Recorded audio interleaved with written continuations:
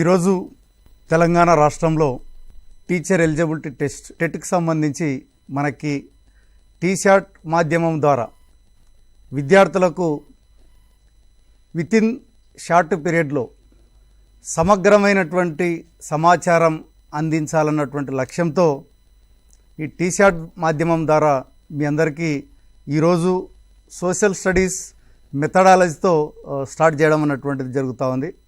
మరి ఈ యొక్క ఎగ్జామ్లో మనం తీసుకున్నట్లయితే మనకి టోటల్ పేపర్ 2కి సంబంధించి 60 మార్కులు ఉంటాయి.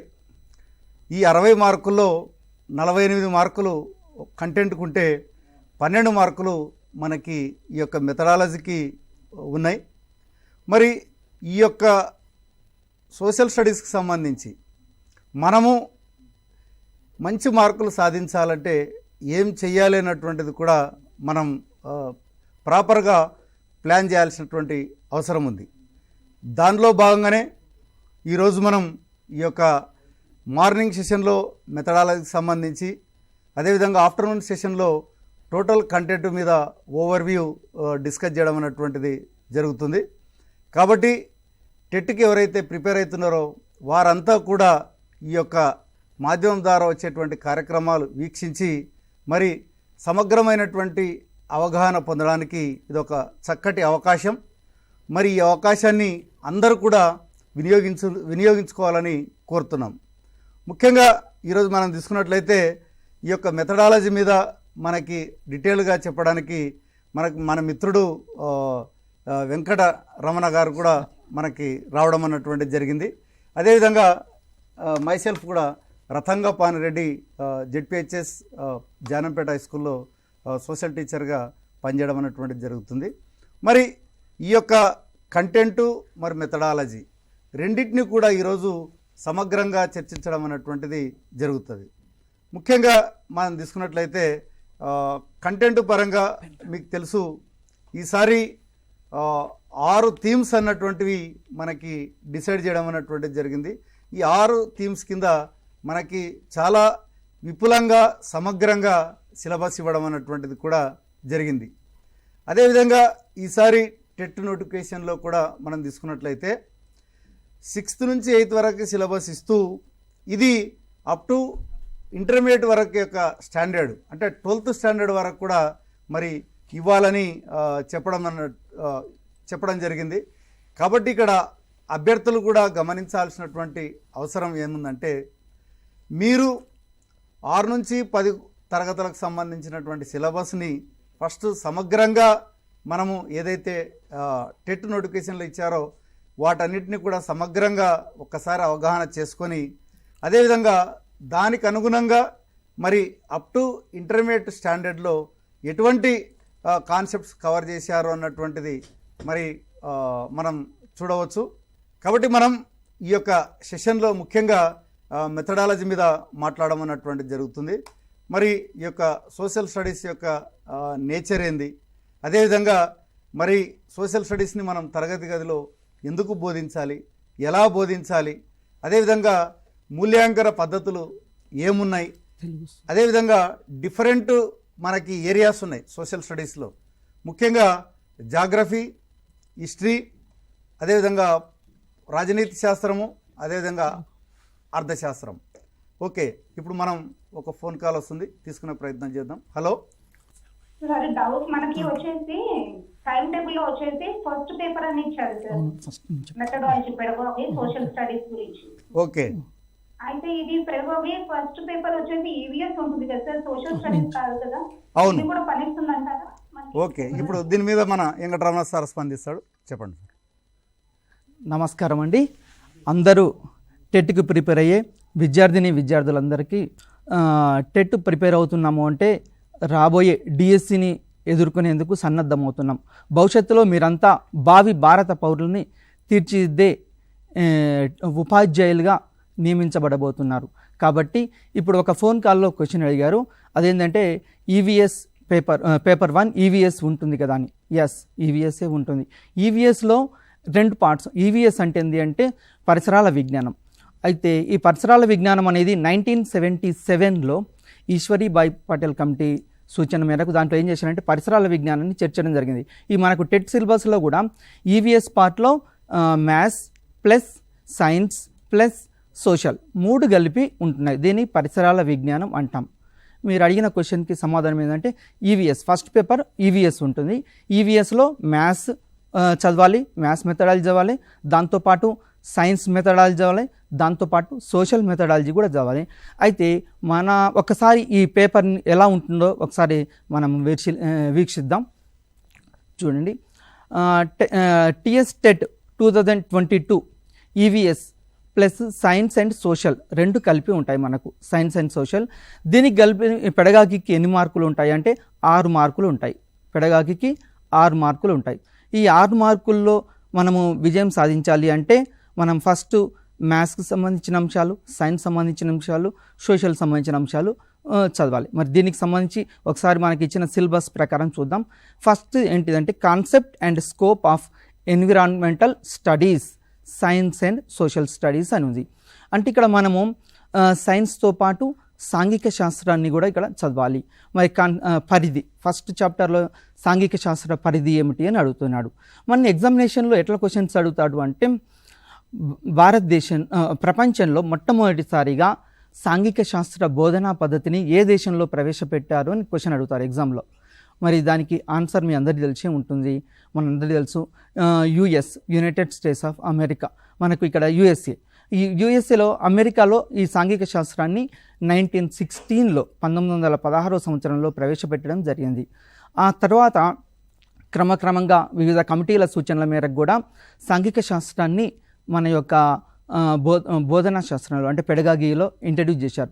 దానికి గల కారణం ఏంది అంటే దీని పరిధి ఎలా ఉంటుంది అని మనం ఒకసారి ఆలోచించినప్పుడు దీని సాంఘిక శాస్త్రానికి భౌగోళిక శాస్త్రంతో సంబంధం ఉంటుంది, సాంఘిక శాస్త్రానికి చరిత్రతో సంబంధం ఉంటుంది, సాంఘిక శాస్త్రానికి అర్థశాస్త్రంతో సంబంధం ఉంటుంది, సాంఘిక శాస్త్రానికి సామాన్య శాస్త్రంతో సంబంధం ఉంటుంది, సాంఘిక శాస్త్రానికి ఇతర శాస్త్రాలన్నింటితో సంబంధం కలిగి ఉంటుంది. మరి ఎగ్జామినేషన్ పాయింట్ ఆఫ్ వ్యూలో మన క్వశ్చన్స్ ఎట్లా అడుగుతాడు అంటే సాంఘిక శాస్త్రానికి ఇతర శాస్త్రాలతో గల సంబంధం గురించి కూడా అడుగుతుంటాడు. అది కూడా మనం ఆ ఏరియాలో కూడా చదవాలి. మరి సాంఘిక శాస్త్రం యొక్క పరిధిలో ఏమేమి వస్తాయి అని ఒకసారి ఆలోచించినప్పుడు మనకు వివిధ రకాల కమిటీలు ఉంటాయి. ఆ కమిటీలని కూడా మీరు బాగా చదువుకోవాలి. ఆ కమిటీలు ఫర్ ఎగ్జాంపుల్ 1952లో ఒక కమిటీ, తర్వాత 1964లో. Okay sir.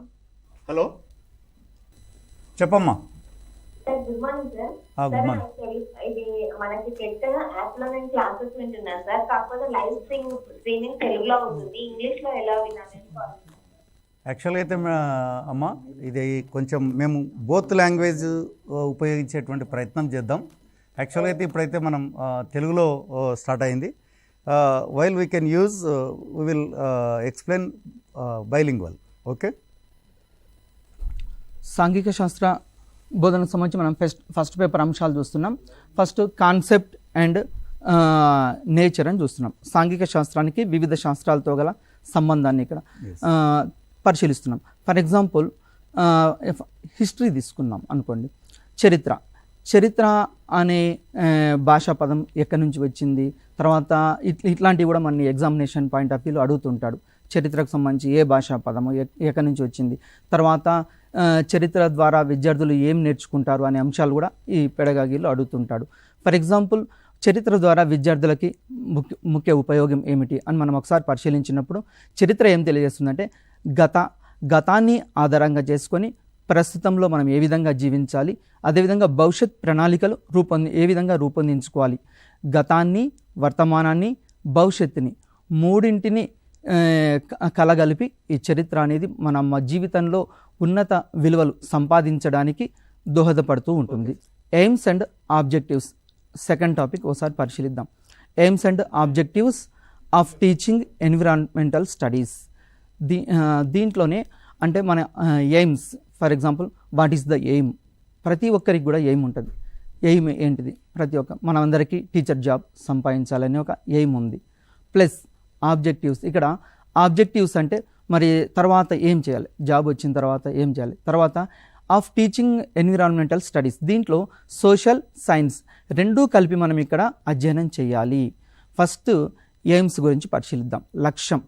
మనకు సాంఘిక శాస్త్రంలో లక్ష్యం అనేది దేనితోటి రిలేషన్ అయి ఉంటుంది అంటే ఎగ్జామినేషన్ పాయింట్ ఆఫ్ వ్యూలో అడుగుతాడు. ఎట్లా అడుగుతాడంటే లక్ష్యం అనేది దేనికి అనుసంధానంగా ఉంటుంది, ఇది విషయాన్ని బట్టి విషయానికి అనుగుణంగా ఉంటుంది.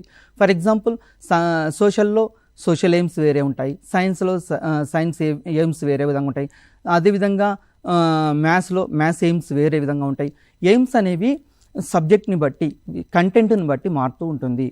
To change the about the content, to change అంటే కంటెంట్ మారుతూ ఉంటే ఎయిమ్స్ కూడా మారుతూ ఉంటాయి. అదేవిధంగా అబ్జెక్టివ్స్ అనేవి విశాల దృక్పథంతో కలిగి ఉంటాయి.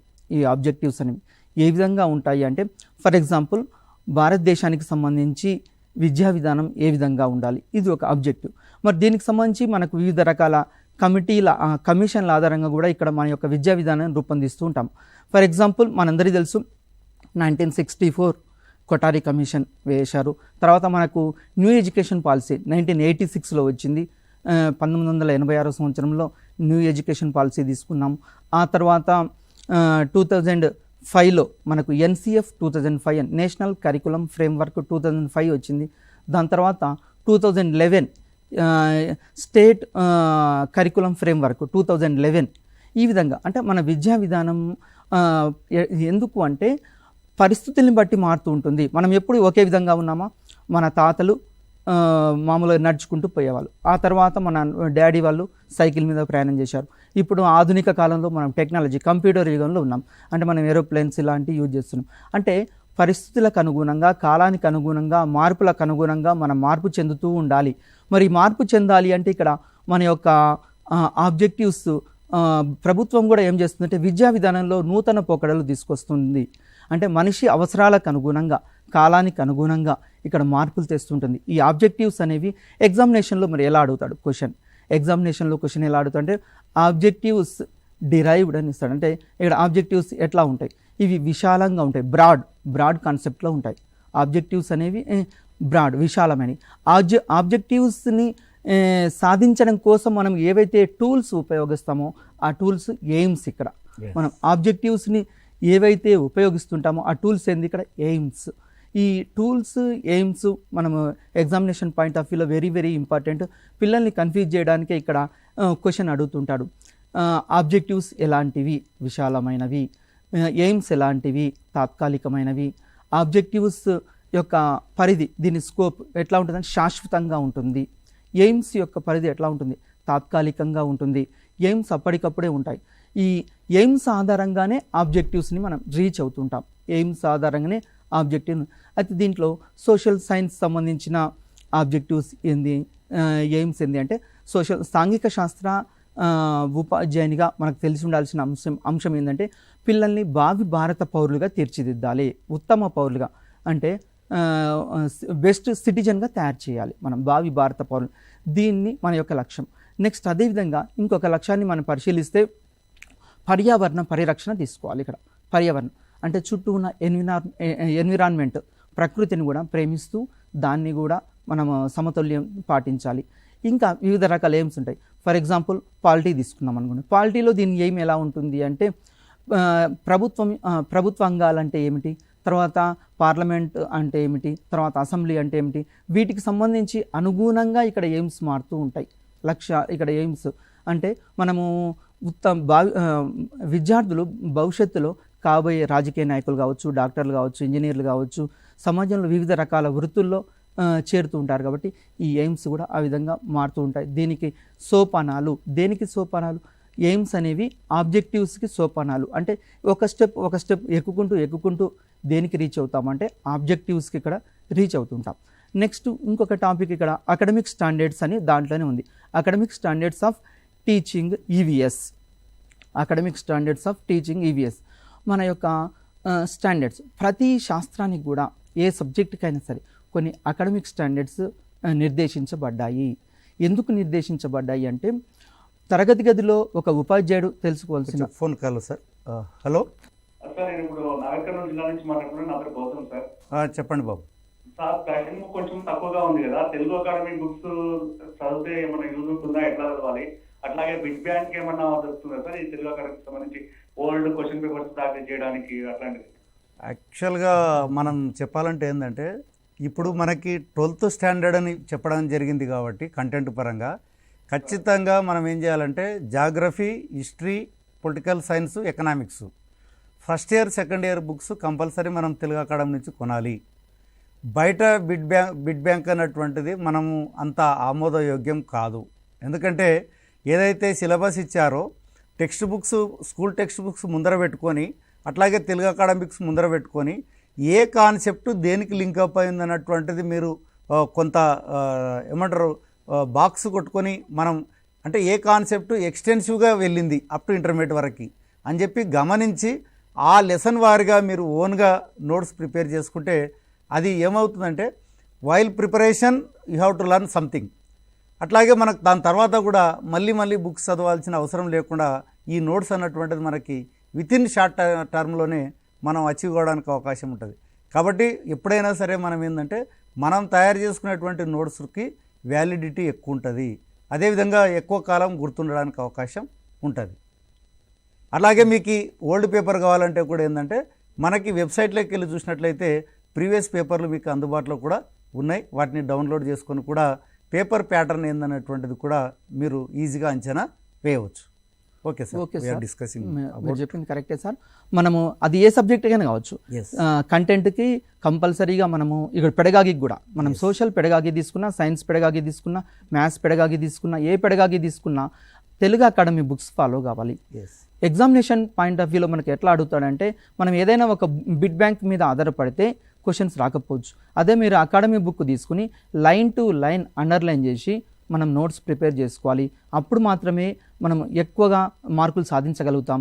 ఇంకొక ప్రత్యేకమైన విషయం పెడగాకి ఏంటి అంటే మనం లైన్ టు లైన్ చదివేటప్పుడు మన మైండ్లో ఏముండాలి అంటే అప్లికేషన్ చేయాలి. ఫర్ ఎగ్జాంపుల్ ఒక లైన్ చదివాం, ఎయిమ్స్ అని ఇంతకుముందే చదివాం అనుకోండి, ఆ లక్ష్యాన్ని మనం ఏం చేయాలి, ఈ ఎయిమ్స్ ఏ లెసన్కి అప్లికేబుల్ అవుతుంది, ఎలా ఎగ్జామినేషన్లో వస్తుంది బిట్, దాన్ని అంచనా వేయాలి. అప్పుడు మాత్రమే మనం అందరికంటే టెట్లో ముందుంటాం, ఎక్కువ మార్కులు సాధించగలుగుతాం. అంటే విద్యార్థులు చదివేటప్పుడు ఏం చేయాలంటే లైన్ టు లైన్ అండర్లైన్ చేస్తూ దాంతోపాటు మనమే క్వశ్చన్స్ తయారు చేసుకోవాలి. మనమే క్వశ్చన్స్ తయారు చేయగలిగినప్పుడు ఎక్కువ మార్కులు సాధించగలుగుతాం. ఈ పెడగాగికి కూడా మీరు ఏం చేయండి అంటే కంపల్సరీగా లైన్ టు లైన్ చదవండి. లైన్ టు లైన్ చదవడంతో పాటు అప్లికేషన్ చేయండి. అది ఏ సబ్జెక్ట్ అయినా కావచ్చు, అప్లికేబుల్ ఉండాలి. నిజ జీవితానికి అనుగుణంగా ఉన్నప్పుడు మాత్రమే ఎక్కువ మార్కులు సాధించగలుగుతాం. ఓకే, అకాడమిక్ స్టాండర్డ్స్ గురించి మనం మాట్లాడుతున్నాం. ఇప్పుడు అకాడమిక్ స్టాండర్డ్స్ ప్రతి సబ్జెక్టుకి కొన్ని నిర్దేశించబడ్డాయి. మన సోషల్ స్టడీస్ కూడా కొన్ని అకాడమిక్ స్టాండర్డ్స్ ఉన్నాయి. యాక్చువల్గా సోషల్ స్టడీస్లో మనం తీసుకున్నట్లయితే ఏంటంటే 6 అకాడమిక్ స్టాండర్డ్స్ మనం గమనించవచ్చు. యాక్చువల్గా మనకి ఏదైతే ఏపీఎస్సిఎఫ్ 2011లో ఉన్నదో అప్పుడు మనం ఏం చేసామంటే ఈ యొక్క సబ్జెక్టు వారీగా పొజిషన్ పేపర్లు కూడా తయారు చేయడం అన్నటువంటిది జరిగింది. యాక్చువల్గా అయితే మీకు ఎస్సీఆర్టీ వెబ్సైట్లో పొజిషన్ పేపర్లు కూడా అందుబాటులో ఉన్నాయి. ఎందుకంటే పొజిషన్ పేపర్ చదవడం వల్ల సాంఘిక శాస్త్రం యొక్క పరిధిని మీరు బాగా అంచనా వేయడానికి అవకాశం ఉంది. అట్లాగే ఆ పరిధికి సంబంధించి మీరు ఏ ప్రశ్న అడిగినా కూడా దాంట్లో సమాధానం రాయడానికి అవకాశం ఉంది. కాబట్టి పొజిషన్ పేపర్ ఒకటి చదవాల్సినటువంటి అవసరం ఉంది. అట్లాగే ఏపీఎస్సిఎఫ్ రూపొందించినటువంటి గైడ్లైన్స్ కూడా మీరు ఖచ్చితంగా చదవాల్సినటువంటి అవసరం ఉంది. మరి సాంఘిక శాస్త్రంలో మనం ఏం చేసామంటే ఒక 6 అకాడమిక్ స్టాండర్డ్స్ నిర్దేశించుకోవడం అన్నటువంటిది జరిగింది.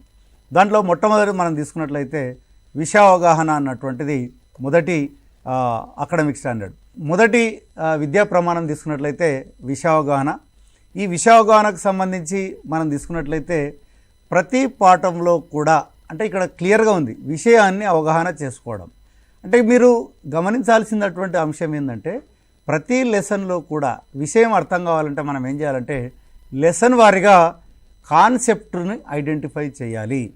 ఎవరైతే లెసన్ వారీగా కాన్సెప్ట్ ఐడెంటిఫై చేస్తారో ఆటోమేటిక్గా ఏమవుతుందంటే ఆ కాన్సెప్టు అర్థం చేసుకుంటే మనకి టెట్ ఎగ్జామ్లో ప్రశ్న ఏ రూపంలో అడిగినా కూడా వాటికి సమాధానం రాయడానికి అవకాశం ఉంది. కాబట్టి అండర్స్టాండింగ్ ఆఫ్ కాన్సెప్ట్ అన్నటువంటిది ఇక్కడ చాలా ఇంపార్టెంట్. కాబట్టి ఇక్కడ మనం ఏంటంటే understanding of concept first one. Second one వచ్చేసి మనం తీసుకున్నట్లయితే reading the text, understanding, interpretation. ఇచ్చిన అంశాన్ని చదివి అర్థం చేసుకొని వ్యాఖ్యానించడం అన్నటువంటిది రెండవ విద్యా ప్రమాణం. దీంట్లో మేజర్గా మనం చూసుకున్నట్లయితే ఏంటంటే విద్యార్థులు మనకి ఏది టెక్స్ట్ చదివేటువంటి అలవాటు ఉంటుంది, కానీ చాలామంది విద్యార్థులకు అర్థం కాదు. అదేవిధంగా అర్థమైనప్పటికీ కూడా దాని మీద వ్యాఖ్యానించేటువంటి అవకాశం ఉండదు అన్నట్టు. కాబట్టి విద్యార్థుల్లో ఈ స్టాండర్డ్ పెట్టినటువంటి ప్రధానమైనటువంటి ఉద్దేశం ఏంటంటే ఒక విషయాన్ని అర్థం చేసుకొని దాని మీద అతని యొక్క అభిప్రాయాన్ని చెప్పడమే దీని యొక్క ఉద్దేశం. కాబట్టి రేపు టెట్లో కూడా ఏంటంటే ఇచ్చిన అంశాన్ని చదివి అర్థం చేసుకొని వ్యాఖ్యానించడానికి ఇచ్చినటువంటి విద్యా ప్రమాణం యొక్క ప్రధాన ఉద్దేశం ఏంది అని అడిగినప్పుడు మనం ఈ ఆన్సర్ రాయాల్సినటువంటి అవసరం ఉంది. ప్రధాన ఉద్దేశం ఏంటంటే మనకి ఇచ్చినటువంటి అంశం మీద వ్యాఖ్యానించేటువంటి కెపాసిటీ ఉండాలి. మరొక ఫోన్ కాల్ వస్తుంది, తీసుకునే ప్రయత్నం చేద్దాం. హలో. హలో, నమస్తే సార్. నమస్తే అమ్మా. సార్ నాది bio science sir method. Okay. Second method Telugu sir. Okay. MA Telugu కూడా చేస్తారు సార్. నేను ఇప్పుడు సోషల్ మెథడ్ కి చేసి అప్లై చేసుకోవచ్చు సార్. సోషల్ మెథడ్కి అప్లై చేసుకోవచ్చా? అంటే మీది డిగ్రీ ఏదమ్మా? Bio science sir, BSc. మరి ఛాన్స్ ఉండదు కదమ్మా? సార్ అదే ఎంఏ తెలుగు ఉంటే ఛాన్స్ ఉంటుంది అని అంటే నేను కనుక్కున్నామని. లేదమ్మా, నాకు తెలిసి లేదని. ఎందుకంటే డిగ్రీ కంపల్సరీ సోషల్ స్టడీస్ చదివి ఉండాలి. ఇంకా దాని మీద మరింత క్లారిటీ అవసరం ఉందమ్మా. ఒకసారి పరిశీలన చేసి మధ్యాహ్నం సెషన్లో దాన్ని క్లారిటీ ఇస్తామమ్మా. రైట్. నెక్స్ట్ ఇంకో ఫోన్ కాల్ వస్తుంది, తీసుకునే ప్రయత్నం చేద్దాం. హలో. హలో చెప్పమ్మా. సార్ నాకు ఒక చిన్న డౌట్. పేపర్ 1 కి ప్రిపేర్ అయ్యే వాళ్ళు ఏ క్లాసెస్ వరకు చదవాలి బుక్స్? ఓకే. పేపర్ 1కి చదివే వాళ్ళు ముఖ్యంగా మనము 3rd క్లాస్ నుంచి 3వ తరగతి నుంచి 10th క్లాస్ స్టాండర్డ్లో ప్రిపేర్ కావాలి. ఎందుకంటే మనకు సిలబస్లో ఏమంటే 3rd to 8th అని ఇస్తాడు, కానీ అన్ని సబ్జెక్టులు చదవాలి. ఇక్కడ maths, science, social, Telugu, English అన్నీ అప్ టు 10th క్లాస్ వరకు చదవాలి. 10th క్లాస్ వరకు చదివి వాటిని మన నోట్స్ ప్రిపేర్ చేసుకొని రాసుకోవాలి. 10th స్టాండర్డ్లో ప్రిపేర్ కావాలి. ఇక్కడ అర్థం చేసుకోవాల్సింది ఏందమ్మంటే వాస్తవంగా ఏంటంటే 3rd నుంచి 8th వరకు ఏ కాన్సెప్ట్ అయితే ఉందో ఆ కాన్సెప్ట్ ఫస్ట్ ఐడెంటిఫై చేయాలి. చేసిన తర్వాత ఏం చేయాలంటే ఆ concept up to 10th standard వరకు ఏ క్లాసుల్లో కవర్ అయింది, అంటే 9thలో 10thలో ఏ చాప్టర్లో కవర్ అయింది అన్నటువంటి చూసి ఆ కాన్సెప్ట్ని డెప్త్గా చదవడం వల్ల మీకు ఏమవుతుందంటే అప్ టు 10th స్టాండర్డ్ వరకు క్వశ్చన్ అడిగినా కూడా మీరు ఈజీగా సమాధానం రాయగలుగుతారు. Okay, right. ఇక మనకి ఈ యొక్క రెండవ విద్యా ప్రమాణం గురించి తెలుసుకున్నాం. అట్లాగే మూడవది తీసుకున్నట్లయితే మనకి ఇన్ఫర్మేషన్ స్కిల్, అంటే మీ సమాచార నైపుణ్యాలు. యాక్చువల్గా దీని యొక్క ఉద్దేశం ఏంటంటే మనం తీసుకున్నట్లయితే to develop communicative skills among the students. ఎందుకంటే మనకి ఇన్ఫర్మేషన్ గ్యాదర్ చేయాలంటే first have to ask the questions. So again another tool is interview. అంటే మన ఇన్ఫర్మేషన్ గ్యాదర్ చేయాలంటే ఒకటి ప్రశ్నలైనా అడగాలి, లేదా రెండవది ఇంటర్వ్యూ ద్వారానైనా మనము అవతల వ్యక్తి యొక్క అభిప్రాయాన్ని మనం కనుక్కోవడానికి ప్రయత్నం చేస్తాం. కాబట్టి ఇక్కడ ఏంటంటే రెండవ అంశం ఏంటంటే అనాలిసిస్. దీంట్లో ఒక 4 ప్రాసెస్ కూడా ఇమిడి ఉన్నాయి. ఒకటి సమాచారాన్ని సేకరించడం, సేకరించినటువంటి సమాచారాన్ని సిస్టమేటిక్గా రికార్డ్ చేయడం, రికార్డ్ చేసినటువంటి అంశాన్ని మరి విశ్లేషణ చేయడం, విశ్లేషణ చేసిన తర్వాత ఆ విశ్లేషణ నుంచి వచ్చినటువంటి ఫలితాన్ని ఏం గ్యాప్ అంటే ఏమి పర్టికులర్గా గుర్తించగలిగినాం ఆ విశ్లేషణ తర్వాత, మరి ఆ గ్యాప్ను పూరించడానికి మనం ఎటువంటి సలహాలు ఇవ్వాలి అన్నటువంటిది దీంట్లో ఒక 5 స్టెప్స్ ఇన్వాల్వ్ కావడం అన్నటువంటిది జరుగుతుంది. కాబట్టి విద్యార్థుల్లో మనం ఏంటంటే ఈ యొక్క విశ్లేషణ నైపుణ్యాలను పెంపొందించాలన్నటువంటి ఉద్దేశంతో దీన్ని పెట్టడం అన్నటువంటిది జరిగింది. నెక్స్ట్ మరొక ఫోన్ కాల్ ఉంది, తీసుకునే ప్రయత్నం చేద్దాం. Hello. Hello sir, good morning. Good morning అమ్మా. సార్ నేను పేపర్ 1 కి ప్రిపేర్ అవుతాను. Okay sir, social method old text book లేకపోతే new Telugu academy text book? అమ్మా, ఏదైతే ఎస్సీఆర్టీ రూపొందించినటువంటి టెక్స్ట్ బుక్స్ ఉన్నాయి కదా ప్రజెంట్గా, ఆ టెక్స్ట్ బుక్స్ మాత్రమే పరిగణలోకి తీసుకోవాలి. 2014-15 తెలుగు అకాడమీ టెక్స్ట్ బుక్ ఉంది సార్, అది చదవచ్చా లేకపోతే ప్రజెంట్ చదవాలి సార్? అమ్మ అది మెథడాలజీ పుస్తకం అంటున్నారా, మీరు టెక్స్ట్ బుక్స్ అంటున్నారా? మెథడే సార్, మెథడ్. చెప్పండి. ఓకే, మెథడాలజీకి సంబంధించి మనం ఇక్కడ టెట్ సిలబస్ మీకు డిస్ప్లే చేస్తున్నాను. ఆల్రెడీ మీకు నోటిఫికేషన్లో కూడా పేర్కొంది. ఈ చాప్టర్స్ మీరు ఫస్ట్ కొత్త బుక్లో చూడండి. దాని తర్వాత ఏం చేయండి అంటే దీనికి రిలేటివ్గా ఏమైనా పాత మెథడాలజీ బుక్లో కాన్సెప్ట్లో ఉంటే వాటిని కూడా చదువుకోవచ్చు, తప్పేం లేదు. ఎందుకంటే మనకి ఇక్కడ ఏమవుతుంది అంటే ఎప్పుడైనా సరే ఇదే ప్రామాణికమని కాదు. మనం కొత్త టెక్స్ట్ బుక్ తీసుకోండి, కొత్త టెక్స్ట్ బుక్లో ఇప్పుడు ఇచ్చిన సిలబస్ని దగ్గర పెట్టుకుని ఒక్కొక్క చాప్టర్ వైజ్గా ప్రిపేర్ కాండి. దీంతోపాటు ఏమైనా కాన్సెప్ట్స్ మిస్ అయితే మనం ఓల్డ్ టెక్స్ట్ బుక్కి వెళ్ళాలి. ఓల్డ్ టెక్స్ట్ బుక్లో దాని నుంచి కూడా గ్యాదర్ చేసుకోవచ్చు. Main 80% new text book follow కాండి. ఏమైనా మిస్ అయిన టాపిక్స్కి బ్యాక్ వెళ్ళి ఆ బ్యాక్లో అక్కడ కూడా చూసుకోండి. అయితే మెయిన్ ఉద్దేశం ఏంటి అంటే మనకు ఇక్కడ ఏదైతే సిలబస్ ఇచ్చారో ఈ సిలబస్కి అనుగుణంగా మనం ప్రిపేర్ కావాలి. చాలామంది విద్యార్థులు చేసే మిస్టేక్ ఏంటంటే ఏవో గైడ్లు కొనుక్కుంటారు, లేకుంటే క్వశ్చన్ బ్యాంకులు కొనుక్కుంటారు, వాటిని ఫాలో అవుతూ ఉంటారు, లేకుంటే ఎవరైనా మెటీరియల్ ఉంటే దాన్ని ఫాలో అవుతుంటారు. ఇక్కడ మనకు ప్రధానంగా ఏంటంటే నోటిఫికేషన్లో ఇచ్చిన సిలబస్ దగ్గర పెట్టుకొని ఆ సిలబస్ ఎక్కడెక్కడ కవర్ అయింది అంటే, ఫర్ ఎగ్జాంపుల్ తెలుగు అకాడమీలో ఎంతవరకు కవర్ అయింది, న్యూ టెక్స్ట్ బుక్లో ఎంతవరకు కవర్ అయింది, ఓల్డ్ టెక్స్ట్ బుక్లో ఎంతవరకు కవర్ అయింది, దీన్ని బేరేజ్ వేసుకుంటూ ఆ కాన్సెప్ట్స్ ప్రిపేర్ అవుతే మనం ఈజీగా ఇక్కడ ఐడెంటిఫై చేయగలుగుతూ ఉంటాం. నెక్స్ట్ అదేవిధంగా ఇక్కడ అకాడమిక్ స్టాండర్డ్స్ గురించి మనం మాట్లాడుతున్నాం. అయితే సార్ చెప్పాడు మనకు ఫస్ట్ విషయ అవగాహన ఒకటి చెప్పాడు. తర్వాత ఇక్కడ ఈవీఎస్కు సంబంధించి అకాడమిక్ స్టాండర్డ్స్ వివిధ రకాలుగా ఉంటాయి. మనం మొట్టమొదట గమనించాల్సిన అంశం ఏంటి అంటే సోషల్ కంప్లీట్ చేసిన తర్వాత నెక్స్ట్ ఈవీఎస్కి వెళ్దాం సార్. ఓకే, ఇప్పుడు మనకి 3 అకాడమిక్ స్టాండర్డ్స్ సోషల్లో కవర్ చేయడం జరిగింది. 4th వన్ వచ్చేసి ఏంటంటే రిఫ్లెక్షన్స్ ఆన్ కాంటెంపరీ ఇష్యూస్. అంటే మనకి సమకాలీన అంశాల పట్ల ప్రతిస్పందన అన్నటువంటిది. అది మరొక ఫోన్ కాల్ వస్తుంది, తీసుకునే ప్రయత్నం చేద్దాం. హలో హలో, చెప్పమ్మా. నమస్కారం సార్. నమస్తే అమ్మా. అయితే మేము డైట్ చేసినాం, అప్పుడు బుక్స్ మారినాయి, ఇప్పుడు మారిపోయాయి. అయితే ఆ పాత పెడగాది బుక్స్ అవే డైట్ చదివితే సరిపోతుందంటారా, మళ్ళీ ఇప్పుడు కొత్తగా తీసుకోమంటారా? ఖచ్చితంగా కొత్తవి తీసుకున్నాలమ్మా. ఎందుకంటే ఏదైనా సరే మార్పుకు అనుగుణంగా వచ్చినటువంటి మార్పులని కొత్త టెక్స్ట్ బుక్లో చేర్చినారు కాబట్టి రేపు ఎగ్జామ్లో కూడా మ్యాక్సిమం ప్రజెంట్ టెక్స్ట్ బుక్ ఏముందో ఖచ్చితంగా దాంట్లో నుంచి అడిగేటువంటి అవకాశం ఉంది.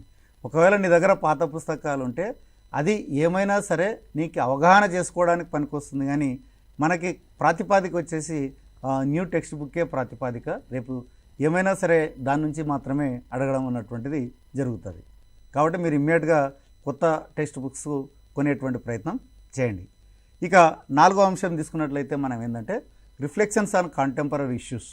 అంటే సమకాలీన అంశాలను కూడా మీరు తెలుసుకోవాల్సినటువంటి అవసరం ఉంది. ఎందుకంటే ఇప్పుడు సోషల్ స్టడీస్లో మనం అనేకమైనటువంటి ఇష్యూస్ డిస్కస్ చేస్తాం. మనం మొదటి పాఠం నుంచి మొదలుకొని ఎండ్ వరకు వెళ్తున్నట్టయితే మన సోషల్ స్టడీస్లో ఈ ప్రపంచంలో ఉన్నటువంటి అనేక సమస్యలను మనం డిస్కస్ చేస్తాం. పేదరికం, నిరుద్యోగం, అదేవిధంగా గ్లోబల్ వార్మింగ్, అదేవిధంగా వాటర్, అదేవిధంగా యుద్ధాలకు సంబంధించి, అట్లాగే సామాజిక ఉద్యమాలకు సంబంధించి మైరా పైబీ కావచ్చు, గ్రీన్ పీస్ కావచ్చు, అనేకమైనటువంటి ఉద్యమాల గురించి, ఇష్యూస్ గురించి మనం డిస్కస్ చేయడం అనేటువంటిది జరుగుతుంది. కాబట్టి వీటికి సంబంధించి మనము ప్రజెంట్గా ఏం జరగబోతుంది, ఇప్పుడు మన యుద్ధాల గురించి మాట్లాడేటువంటి క్రమంలో ఓసారి ఇప్పుడు రష్యా యుక్రెయిన్ మధ్య వచ్చేటువంటి యుద్ధాల గురించి కూడా ఖచ్చితంగా మాట్లాడుకోవాల్సినటువంటి అవసరం ఉంది. అంటే సోషల్ స్టడీస్లో మనం ఏంటంటే ఎప్పుడు కూడా కంటెంట్ అన్నటువంటిది అప్డేట్ అవుతూనే ఉంటుంది. కాబట్టి కొంతవరకు మనం ఏం చేయాలంటే ఈ యొక్క సమకాలీన అంశాల మీద కూడా ప్రతిస్పందించాల్సినటువంటి అవసరం ఉంది. అదేవిధంగా మనకి 5వది వచ్చేసి పఠన నైపుణ్యాలు ఉంది, మనకి మ్యాపింగ్ స్కిల్స్. దీంట్లో కూడా మనకి మ్యాప్ రీడింగ్, మ్యాప్ పాయింటింగ్, అదేవిధంగా మ్యాప్ డ్రాయింగ్ అన్నటువంటి 3 స్కిల్స్ ఉన్నాయి.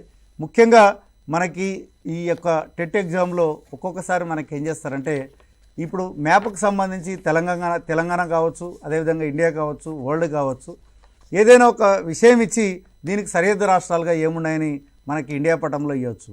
అట్లాగే తెలంగాణ మ్యాప్ ఇచ్చి సరిహద్దు జిల్లాలు ఏమున్నాయని అడగడానికి అవకాశం ఉంది. కాబట్టి మనము మ్యాపింగ్ స్కిల్స్ మీద కూడా దృష్టి పెట్టాల్సినటువంటి అవసరం ఉంది.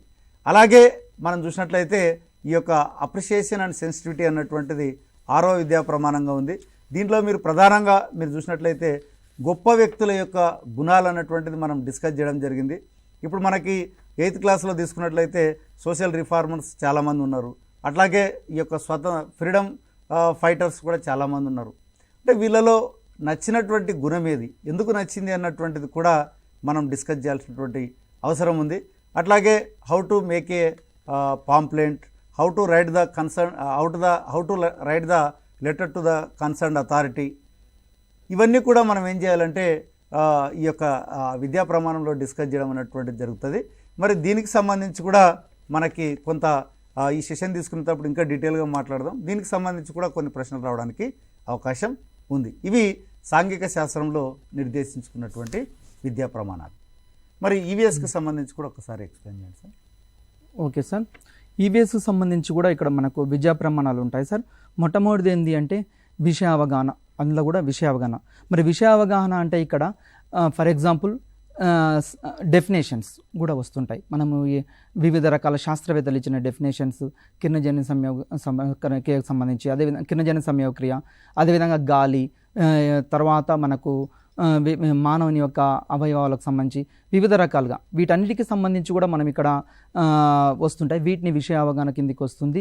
అదేవిధంగా ఈవీఎస్లో ఇంకొకటి తెలుగు కూడా దీంట్లో మనకు పార్ట్గా ఉంటుంది కాబట్టి ధారాళంగా చదవగలాలి. దీంట్లో కూడా అంటే విషయ అవగాహనలో ధారాళంగా చదవడం అనేది కూడా దాంట్లో ఇన్క్లూడ్ అయి ఉంటుంది. మనం ఏదైనా విషయం ఇచ్చినప్పుడు దాన్ని ధారాళంగా చదవగలగాలి, చదివిన దాన్ని ఎక్స్ప్రెస్ చేయగలగాలి. ఎట్లా ఎక్స్ప్రెస్ చేయాలి? సొంత మాటల్లో ఎక్స్ప్రెస్ చేయాలి. ఎగ్జామినేషన్ పాయింట్ ఆఫ్ వ్యూలో ఎట్లా ఇస్తాడు అంటే మన క్వశ్చన్ ఇక్కడ ఏదైనా ఒక అంశం ఇచ్చి ఈ అంశం అనేది దేనికి సంబంధించింది అని అడుగుతుండు. ఫర్ ఎగ్జాంపుల్ ఇక్కడ జ్ఞానాత్మక రంగానికి సంబంధించిందా, భావావేశ రంగానికి సంబంధించిందా, మానసిక చలనాత్మక రంగానికి సంబంధించిందా అని ఈ విధంగా మనకి ఎగ్జామినేషన్ పాయింట్ ఆఫ్ వ్యూలో క్వశ్చన్స్ అడుగుతుంటాడు. ఇక్కడ ఈ అకాడమిక్ స్టాండర్డ్స్తో పాటు మనం ఇక్కడ ఇంకొక అంశం దీంట్లో ఇంటర్లింక్ అయి ఉన్న అంశం ఏంది అంటే మనకు సాంఘిక శాస్త్రానికి సంబంధించిన రంగాలు ఉన్నాయి. జ్ఞానాత్మక రంగం అంటాం, అది ప్రతి శాస్త్రానికి ఉన్నాయి. గణితంలో ఉంది, ఈవీఎస్లో ఉంది, సోషల్లో ఉంది. జ్ఞానాత్మక రంగంలో మళ్ళీ తిరిగి 2 రకాలు. ఒకటి ఏంది అంటే జ్ఞప్తికి తెచ్చుకోవడం, రీకాల్, అంటే ఉన్న విషయాన్ని ఫర్ ఎగ్జాంపుల్ భారతదేశానికి స్వతంత్రం ఎప్పుడు వచ్చింది ఈ క్వశ్చన్ అడిగాడు అంటే ఏంది, మనం అందరు చెప్తారు 1947 అని. మరి ఇక్కడ అంటే జ్ఞప్తికి తెచ్చుకుంటున్నాడు. జ్ఞప్తికి తెచ్చుకోవడము, గుర్తు చేసుకోవడము, రీకాల్ చేసుకోవడము, ఇవన్నీ జ్ఞానాత్మక రంగానికి సంబంధించిన అంశాల్లో భాగంగా తీసుకుంటూ ఉంటాం. అంటే ఇక్కడ 2 ముఖ్యమైన అంశాలు గుర్తుంచుకోవాలి జ్ఞానాత్మక రంగానికి సంబంధించి. ఒకటి రీకాల్ అండ్ మళ్ళీ దాన్ని జ్ఞప్తి తెచ్చుకున్న దాన్ని తిరిగి మళ్ళీ ఎక్స్ప్రెస్ చేయాలి. ఇవి జ్ఞానాత్మక రంగానికి సంబంధించి. అదేవిధంగా ఇంకా మనము అవగాహన తీసుకుంటాం. ఈ అవగాహనకు సంబంధించి అండర్స్టాండింగ్ అంటాం. దీన్నే అండర్స్టాండింగ్ అంటాం. ఏం అండర్స్టాండ్ చేసుకోవాలి ఇక్కడ అన్నప్పుడు ఒక కంటెంట్ ఇచ్చినప్పుడు ఆ కంటెంట్ విద్యార్థికి ఎంత మేరకు అర్థమైంది, దాన్ని తన సొంత మాటల్లో ఏ విధంగా చెప్పగలుగుతున్నాడు, చెప్పగలిగిన దాన్ని మళ్ళీ నిజ జీవితంలో ఏ విధంగా ఉపయోగించగలుగుతున్నాడు, ఇవన్నీ ఇక్కడ మనం పరిశీలిస్తూ ఉంటాం. ఈ అవగాహనకు సంబంధించి ఫస్ట్ ఏంటి అంటే కొన్ని స్పష్టీకరణలు ఉన్నాయి. దాంట్లో నెంబర్ 1 ఎగ్జాంపుల్, ఉదాహరణలు ఇవ్వడము. అంటే ఒక ఫర్ ఎగ్జాంపుల్ ఇప్పుడు ఈవీఎస్కి సంబంధించి ఒక టాపిక్ తీసుకుందాం, గాలి అని తీసుకుందాం. ఈ గాలికి సంబంధించిన టాపిక్ తీసుకున్నప్పుడు ఈ గాలికి సంబంధించి దాని యొక్క లక్షణాలు ఏంది, తర్వాత గాలిలో ఉన్న వాయువులు ఏంది, ఎగ్జాంపుల్ విద్యార్థి తన సొంతంగా ఉదాహరణలు ఇవ్వగలగాలి. దాన్ని ఇక్కడ తీసుకుంటుంటాం ఎగ్జాంపుల్స్. అదేవిధంగా ఇంకొక అంశం ఏంది అంటే క్లాసిఫికేషన్. ఫర్ ఎగ్జాంపుల్ ఇచ్చిన విషయాన్ని వర్గీకరించగలగాలి. సామాన్య శాస్త్రంలో అయినా సాంఘిక శాస్త్రంలో అయినా ఇచ్చిన అంశాలు వర్గీకరిస్తుండాలి. ఫర్ ఎగ్జాంపుల్ ఇక్కడ వర్గీకరణ అన్నప్పుడు మొక్కలకు జంతువులకు తేడా ఏంటి, లేకుంటే మొక్కల్లో వివిధ రకాలు ఏమిటి, జంతువుల్లో వివిధ రకాలు ఏమిటి, కొన్ని లక్షణాల ఆధారంగా కొన్ని క్యారెక్టర్స్ ఆధారంగా వర్గీకరిస్తుంటాం. అదేవిధంగా సాంఘిక శాస్త్రంలో తీసుకున్నప్పుడు కూడా వర్గీకరణ అనేది very very important. For example parliamentary తరహా ప్రభుత్వానికి, అధ్యక్ష తరహా ప్రభుత్వానికి ఇక్కడ క్లాసిఫికేషన్ చేయాలి, వర్గీకరించగలగాలి విద్యార్థి. ఎగ్జామినేషన్ పాయింట్ ఆఫ్ వ్యూలో ఈ విధంగా వర్గీకరణకు సంబంధించి కూడా అడుగుతుంటాడు. అదేవిధంగా ఐడెంటిఫికేషన్ అండ్ రిఫ్లెక్షన్ అంటే గుర్తించాలి. గుర్తించడం మరి ఒక స్పష్టీకరణ కూడా ఇక్కడ మనం తీసుకుంటుంటాం. అంటే విద్యార్థి ఒక అంశాన్ని ఇచ్చినప్పుడు తన సొంత ఫర్ ఎగ్జాంపుల్ భారతదేశం పటం ఉంది, దాంట్లో తెలంగాణ రాష్ట్రం ఎక్కడ ఉంది గుర్తించాలి. ఈ గుర్తించడము అనేది కూడా ఇక్కడ దీంట్లో ఇంకో స్పష్టీకరణగా తీసుకుంటాం.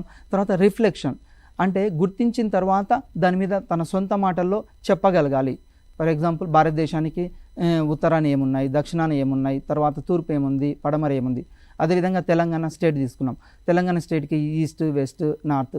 అదేవిధంగా మన తెలంగాణ రాష్ట్రంలో ఏమేమి ఖనిజాలు ఉన్నాయి, ఎక్కడ ఉన్నాయి, ఏ విధంగా లభిస్తున్నాయి, ఇవన్నీ ఇక్కడ ఐడెంటిఫికేషన్ చేసి రిఫ్లెక్షన్ ఇవ్వగలగాలి. అదేవిధంగా ఎక్స్ప్లెనేషన్, ఇంకొక స్పష్టీకరణ ఏంటంటే ఎక్స్ప్లెనేషన్. ఏదైనా ఒక అంశాన్ని ఇచ్చినప్పుడు విద్యార్థి తన సొంత మాటల్లో వివరించగలగాలి. ఫర్ ఎగ్జాంపుల్ బుక్లో ఇచ్చినట్టే యాజ్ ఇట్ ఈజ్గా మక్కి చెప్పకూడదు. తన సొంత మాటల్లో చెప్పగలిగినప్పుడు మాత్రమే ఆ విషయం ఎక్కువ కాలం గుర్తుండడం జరుగుతుంది. ఎగ్జామినేషన్లో మనకు ఇక్కడ కూడా కొన్ని ఒక లైన్ ఇచ్చి ఇది దేని కిందికి వస్తుంది అని అడుగుతుంటాడు. ఫర్ ఎగ్జాంపుల్ అదేవిధంగా ట్రాన్స్లేట్ అంటే అనువాదం చేయడం. అంటే విద్యార్థి నిర్వచనాలు ఉంటాయి, ఆ నిర్వచనాలని ట్రాన్స్లేట్ చేయడము, లేకుంటే భావనలు ఉంటాయి, కాన్సెప్ట్స్ ఉంటాయి, వాటిని ట్రాన్స్లేట్ చేయడము. అదేవిధంగా విద్యార్థి వివిధ రకాల అంశాలు తన సొంత విషయంలో ఎక్స్ప్రెస్ చేయగలిగాడు. అనువాదము అంటే English to Telugu, Telugu to Malayalam ఇట్లా కాదు. ట్రాన్స్లేషన్ అంటే ఇచ్చిన భావాన్ని తన సొంత మాటల్లో వ్యక్తీకరించగలగాలి. ఇది దీని యొక్క లక్ష్యం. నెక్స్ట్ అదేవిధంగా డిస్క్రిమినేషన్. ఏదైనా ఒక అంశాన్ని ఇచ్చినప్పుడు అది ఈవీఎస్లో అయినా సోషల్లో అయినా అక్కడ మనము డిస్క్రిమినేట్ చేయాలి. దీనికి తేడా ఏమిటి? ఫర్ ఎగ్జాంపుల్ ఇక్కడ ఒక ఎగ్జాంపుల్ తీసుకుందాం. గవర్నర్ యొక్క విచక్షణాధికారాలు ఏమిటి, తర్వాత ముఖ్యమంత్రి యొక్క అధికారాలు ఏమిటి. ఇక్కడ ఇచ్చినప్పుడు ఇక్కడ ఏం చేస్తున్నాడు, అతను డిస్క్రిమినేట్ చేస్తున్నాడు. ఇవి దేనికి సంబంధించినవి, ఎవరికి సంబంధించినవి అని ఇక్కడ వర్గీకరించగలుగుతాడు. అదేవిధంగా కంపారిజన్ అంటే పోలిక. ఫర్ ఎగ్జాంపుల్ ఇక్కడ గణిత శాస్త్రమైన, సామాన్య శాస్త్రమైన, సాంఘిక శాస్త్రమైన పోలికలు ఉంటాయి. అంటే ఒక చాప్టర్కి మరి ఒక చాప్టర్కి పోలికలు ఉంటాయి. ఆ పోలికల్ని కూడా ఇక్కడ విద్యార్థి తన సొంత మాటల్లో వ్యక్తీకరించగలగాలి. పోలికలు చెప్పడం. సామాన్య శాస్త్రంలో తీసుకుంటే వివిధ రకాల మొక్కలు ఉంటాయి, ఆ మొక్కలకు సంబంధించి పోలికలు చెప్పడం, జంతువులకు సంబంధించిన పోలికలు చెప్పడం. అదేవిధంగా సాంఘిక శాస్త్రంలో కూడా పోలికలు చెప్పడం. ఫర్ ఎగ్జాంపుల్ భారతదేశంలో ఉన్న పరిపాలన ఏ విధంగా ఉంది, అమెరికాలో ఉన్న పరిపాలన ఎట్లా ఉంది, సమాఖ్య వ్యవస్థ తీసుకున్నాం, సమాఖ్య అయిన ఏకకేంద్ర వ్యవస్థ అని తీసుకున్నాం. ఇక్కడ పోలికలు, భేదాలు చెప్పగలుగుతూ ఉండాలి విద్యార్థి. ఇవి దీనికి సంబంధించిన అవగాహనకు సంబంధించిన అంశం. నెక్స్ట్ దాంతోపాటు వినియోగం. ఇంకొకటి ఏంటంటే వినియోగం. ఈ వినియోగం అంటే ఇచ్చిన అంశాన్ని తన నిజ జీవితంలో వినియోగించుకోగలగాలి. ఫర్ ఎగ్జాంపుల్ ఒక మ్యాథ్స్కి సంబంధించి ఫస్ట్ పరిశీలిద్దాం. రాము దగ్గర 100 రూపాయలు ఉన్నాయి. అతను షాప్కి వెళ్ళాడు. షాప్కి వెళ్ళిన తర్వాత షాప్లో కేజీ కూరగాయలు టమాటా తీసుకున్నాడు. కేజీ టమాటా 50 రూపాయలు. తిరిగి అతనికి ఎన్ని రూపాయలు వస్తాయని ఇక్కడ మనం క్వశ్చన్స్ అడుగుతుంటాం. అంటే మనము తరగతి గదిలో కూడిక అనే భావనను, ఎడిషన్ అనే భావనను నేర్పినప్పుడు తన నిజ జీవితంలో ఆ విద్యార్థి ఏం చేస్తున్నాడు, అప్లై చేస్తున్నాడు. మనం తరగతి గదిలో కూడికలు నేర్పిస్తే విద్యార్థి నిజ జీవితంలోకి వెళ్ళి షాప్కి వెళ్ళినప్పుడు సార్ చెప్పాడు మనకు 100 రూపీస్ నా దగ్గర ఉన్నాయి, 100 - 50 = ఎంత, అది ఎక్కడ క్యాలిక్యులేట్ చేసుకుంటున్నాడు, తన నిజ జీవితంలో అప్లై చేయగలుగుతున్నాడు. మరి సాంఘిక శాస్త్రాన్ని కూడా తన నిజ జీవితంలో అప్లై చేయగలుగుతాడంటే అప్లై చేయగలుగుతాడు. ఫర్ ఎగ్జాంపుల్ చరిత్రకు సంబంధించి మనం ఒక అంశాన్ని తీసుకుందాం. ఫర్ ఎగ్జాంపుల్ తరగతి గదిలో చార్మినార్ అనే లెసన్ మనం చెప్పినప్పుడు విద్యార్థి తన జీవితంలో ఎప్పుడైనా హైదరాబాద్ సందర్శించినప్పుడు ఆ చారిత్రక కట్టడాలు చూస్తాడు. అదేవిధంగా ఆ చార్మినార్ కట్టడాన్ని సంబంధించిన అంశాలు ఇక్కడ వ్యక్తీకరించగలుగుతాడు. అదేవిధంగా సాలార్జింగ్ మ్యూజియం ఉంది, అదేవిధంగా మనకు రామప్ప టెంపుల్ ఉంది. వీటికి సంబంధించి నిజ జీవితంలో తాను చూసిన అంశాలను ఇక్కడ వినియోగంలోకి తీసుకొస్తూ ఉంటాడు. వినియోగానికి సంబంధించి కూడా ఇక్కడ వెరీ వెరీ ఇంపార్టెంట్. తన నిజ జీవితంలో అప్లై చేసుకోగలాలి విద్యార్థి. అంటే నిర్వచనాల్ని వినియోగించుకోవడము, తర్వాత వివిధ రకాల భావనల్ని తన నిజ జీవితంలో అప్లై చేసుకోవడము, తర్వాత తరగతి గదిలో చెప్పిన అంశాలు నిజ జీవితంలో అప్లై చేయడము, ఇది ప్రతి శాస్త్రానికి ఉన్నది. అదేవిధంగా ఫర్ ఎగ్జాంపుల్ ఒక విద్యార్థి తరగతి గదిలో ఏం చేశాడు అంటే ఇక్కడ గవర్నర్ అధికారాల గురించి తెలుసుకున్నాడు. ఆ గవర్నర్ పేపర్లో ఒక విషయం పరిశీలిస్తున్నాడు, ఎమర్జెన్సీ ప్రకటించాడు అని మనం గవర్నర్ అప్పుడప్పుడు ఎమర్జెన్సీ ప్రకటిస్తుంటాడు. మరి ఎమర్జెన్సీ ప్రకటించడం అంటే ఏంది? ఇక్కడ విద్యార్థి తన నిజ జీవితంలో తెలుసుకుంటుంటాడు, అంటే ఇచ్చిన అంశాన్ని తెలుసుకుంటుంటాడు. అదేవిధంగా ద్రవ్యోల్బణం అనే టాపిక్ ఉందనుకోండి, ధరలు నిరంతరం పెరగడం. తన నిజ జీవితంలో ధరలు ఈరోజు ఫర్ ఎగ్జాంపుల్ మనకు యుద్ధం జరుగుతుంది, ఇక్కడ రష్యా ఉక్రెయిన్ యుద్ధం జరుగుతుంది. దాని కారణంగా భారతదేశంలో ఏంది, పెట్రోల్ డీజిల్ ధరలు పెరిగాయి. దీనికి గల కారణాలు ఏంది అని తన నిజ జీవితంలో వినియోగంలో ఇక్కడ అప్లై చేస్తూ ఉంటాడు. దీనికి సంబంధించిన అంశాలు. అదేవిధంగా ఈ అకాడమిక్ స్టాండర్డ్స్ వీటితో పాటు ఇంకా సైన్స్లో ఏముంటాయంటే ప్రయోగాలకు సంబంధించిన అంశాలు ఉంటాయి. అదేవిధంగా ప్రాజెక్టులు ఉంటాయి, ప్రాజెక్టులు చేయడము, ప్రయోగాలు చేయడము, ఇవి కూడా దీనికి సంబంధించిన అంశాలు. అంటే ఒక ప్రాజెక్ట్ ఇచ్చినప్పుడు ఆ ప్రాజెక్ట్ని ఏ విధంగా చేయాలి, ప్రాజెక్ట్లో ముఖ్యమైన అంశాలు ఏంది, సమాచార సేకరణ, తర్వాత సేకరించిన దాన్ని విశ్లేషించగలగాలి, విశ్లేషించిన దాన్ని రిపోర్ట్ చేయగలగాలి, రిపోర్ట్ చేయగలిగిన దాన్ని మళ్ళీ తిరిగి ప్రదర్శించగలగాలి, ఫైనల్గా తన కన్క్లూజన్ ఇవ్వాలి. ఇవన్నీ దీనికి సంబంధించిన అంశాలు. ఈ విధంగా ప్రయోగాత్మక సంబంధించి కూడా వివిధ అంశాలు ఇక్కడ తీసుకోవడం జరుగుతూ ఉంటుంది. అట్లాగే ఇప్పుడు ఈవీఎస్కి సంబంధించి కూడా ఒకసారి మనం విద్యా ప్రమాణాలు చూద్దాం. దీంట్లో మనం తీసుకున్నట్లయితే దీంట్లో కూడా మొట్టమొదట విషయావగాహన అన్నటువంటిది మనం చూడవచ్చు. దీంట్లో ముఖ్యంగా ఈవీఎస్కి వచ్చినప్పటికీ మనం చూసినట్లయితే కుటుంబాలు రకాలకు సంబంధించి, అదేవిధంగా కుటుంబాల యొక్క వర్గీకరణ కావచ్చు, అదేవిధంగా కుటుంబాలకు సంబంధించినటువంటి వంశ చరిత్ర కావచ్చు, అదేవిధంగా మనం తీసుకున్నట్లయితే ఆటలకు సంబంధించి కావచ్చు, అదేవిధంగా మనకి ఈ యొక్క ఆహార పదార్థాలకు సంబంధించి కావచ్చు, భారతదేశ చరిత్రకు సంబంధించినటువంటి అంశాలు కావచ్చు, ఇవన్నీ కూడా మనం ఏం చేసినారంటే విషయావగాహన కింద మనం డిస్కస్ చేయడం అనేటువంటిది జరుగుతుంది. మరి దీంట్లో విషయావగాహన కింద మనం చూసినట్లయితే ఒక విద్యార్థికి విషయం అర్థమైంది లేదని మనం గుర్తించడానికి ప్రధానంగా కొన్ని స్పెసిఫికేషన్స్ పెట్టుకోవడం అనేటువంటిది జరిగింది. దాంట్లో ముఖ్యంగా చూసినట్లయితే ఇచ్చినటువంటి అంశానికి సంబంధించి ఉదాహరణలు ఇవ్వడం కానివ్వండి, కారణాలు చెప్పడం కానివ్వండి, అట్లాగే పోలికలు చెప్పడం, భేదాలు చెప్పడం, అదేవిధంగా దాని గురించి వివరించడం, వర్గీకరించడం. అంటే ఇవన్నీ విద్యార్థి చేయగలిగినాడు అంటే దాని అర్థం ఏంటంటే ఆ విషయం పట్ల విద్యార్థికి పూర్తి అవగాహన వచ్చినట్టుగా మనం అంచనా వేయవచ్చు. కాబట్టి దీని మీద కూడా మనకి ఈ యొక్క టెట్లో ఒక విషయాన్ని అర్థం చేసుకోవడానికి క్రింది స్పెసిఫికేషన్స్లో ఏది అన్నప్పుడు మనం అడగడానికి అవకాశం ఉంది. మనము చదివేటప్పుడు ఏ అంశాల మీద బాగా దృష్టి పెట్టాలి అన్నటువంటిది ప్రతి ఒక్కరికి కూడా ఓవర్వ్యూ వచ్చినట్లయితే ఏమవుతుందంటే మనకి ఒక రకమైనటువంటి కాన్ఫిడెన్స్ బిల్డప్ చేసుకోవడానికి అవకాశం ఉంది. మేజర్గా చాలామంది విద్యార్థులు చేసేటువంటి పొరపాటు ఏంటంటే ఈ సిలబస్ మీద కరెక్ట్గా అవగాహన లేక ఎవరు చెప్తే వాళ్ళ వెంబడి పడి తీరా సమయం వృధా చేసుకునేటువంటి ప్రయత్నాలు జరుగుతూ ఉంటాయి. కాబట్టి ఎవరిని అడగాల్సినటువంటి అవసరం లేదు.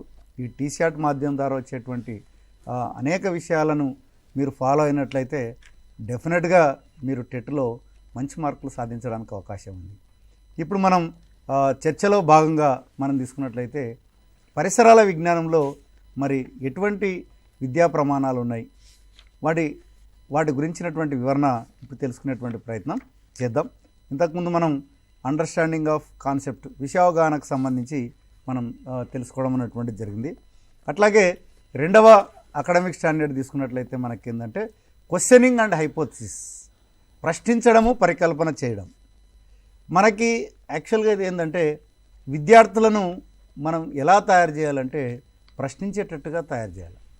తరగతి గదిలో ఒక మంచి టీచర్కు ఉన్నటువంటి లక్షణం ఏంటంటే విద్యార్థులను ఎప్పుడైతే ప్రశ్నింపజేస్తాడో ఆటోమేటిక్గా విద్యార్థి ఎక్కువ నేర్చుకోవడానికి అవకాశం ఉంటుంది. అందుకనే లర్నింగ్కి మొదటి మెట్టు ఏంటంటే ప్రశ్నించడం.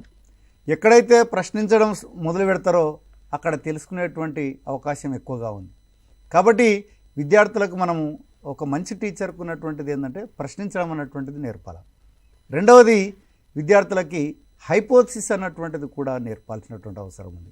హైపోథసిస్ అంటే ఏంది? పరికల్పనలు. అంటే ఇప్పుడు ఉదాహరణకు మనం తీసుకున్నట్లయితే విద్యార్థులు ఒక చిన్న ప్రయోగం చేసే ముందు మనం ఆలోచింపజేయడం అన్నట్టు. అంటే ఇప్పుడు సపోజ్ మొలకెత్తే విధానాన్ని మనం విద్యార్థులకు ప్రాక్టికల్గా చూపించాలనుకున్నప్పుడు మీరు దీని గురించి ఏమి అనుకుంటున్నారు, ఈ ప్రయోగం గురించి ఏమనుకుంటున్నారు అన్నటువంటిది ఒక్కసారి వాళ్ళ యొక్క హైపోథసిస్ అన్నటువంటి కూడా విద్యార్థులతో రాయించడము చెప్పించడం చేసిన తర్వాత వాళ్ళు చెప్పినటువంటి ఊహించినటువంటి హైపోథసిస్ మరి కరెక్టా కాదా అన్నటువంటిది ప్రయోగం చేసిన తర్వాత వాళ్ళు చూసుకున్నట్లయితే ఒకవేళ వాళ్ళ హైపోథసిస్ కరెక్ట్గా ఉన్నట్లయితే అంటే ఒక సిచ్యువేషన్ని వాళ్ళు అర్థం చేసుకొని దాని ఆధారంగా మరి విద్యార్థులు హైపోథసిస్ చేయగలుగుతున్నారంటే డెఫినెట్గా వాళ్ళు రేపొద్దున మరిన్ని విషయాలు కనిపెట్టడానికి అవకాశం ఉంది. అందుకనే ఒక సైంటిస్ట్కి కావాల్సింది మేజర్గా హైపోథసిస్ అన్నట్టు. మనం విద్యార్థుల్లో మనకి ప్రయోగాల మీద పిల్లలతోని హైపోథసిస్ చేయడం అన్నటువంటిది ఒకటి. నెక్స్ట్ 3వ అకాడమిక్ స్టాండర్డ్ మనం తీసుకున్నట్లయితే ప్రయోగాలు క్షేత్ర పర్యటన.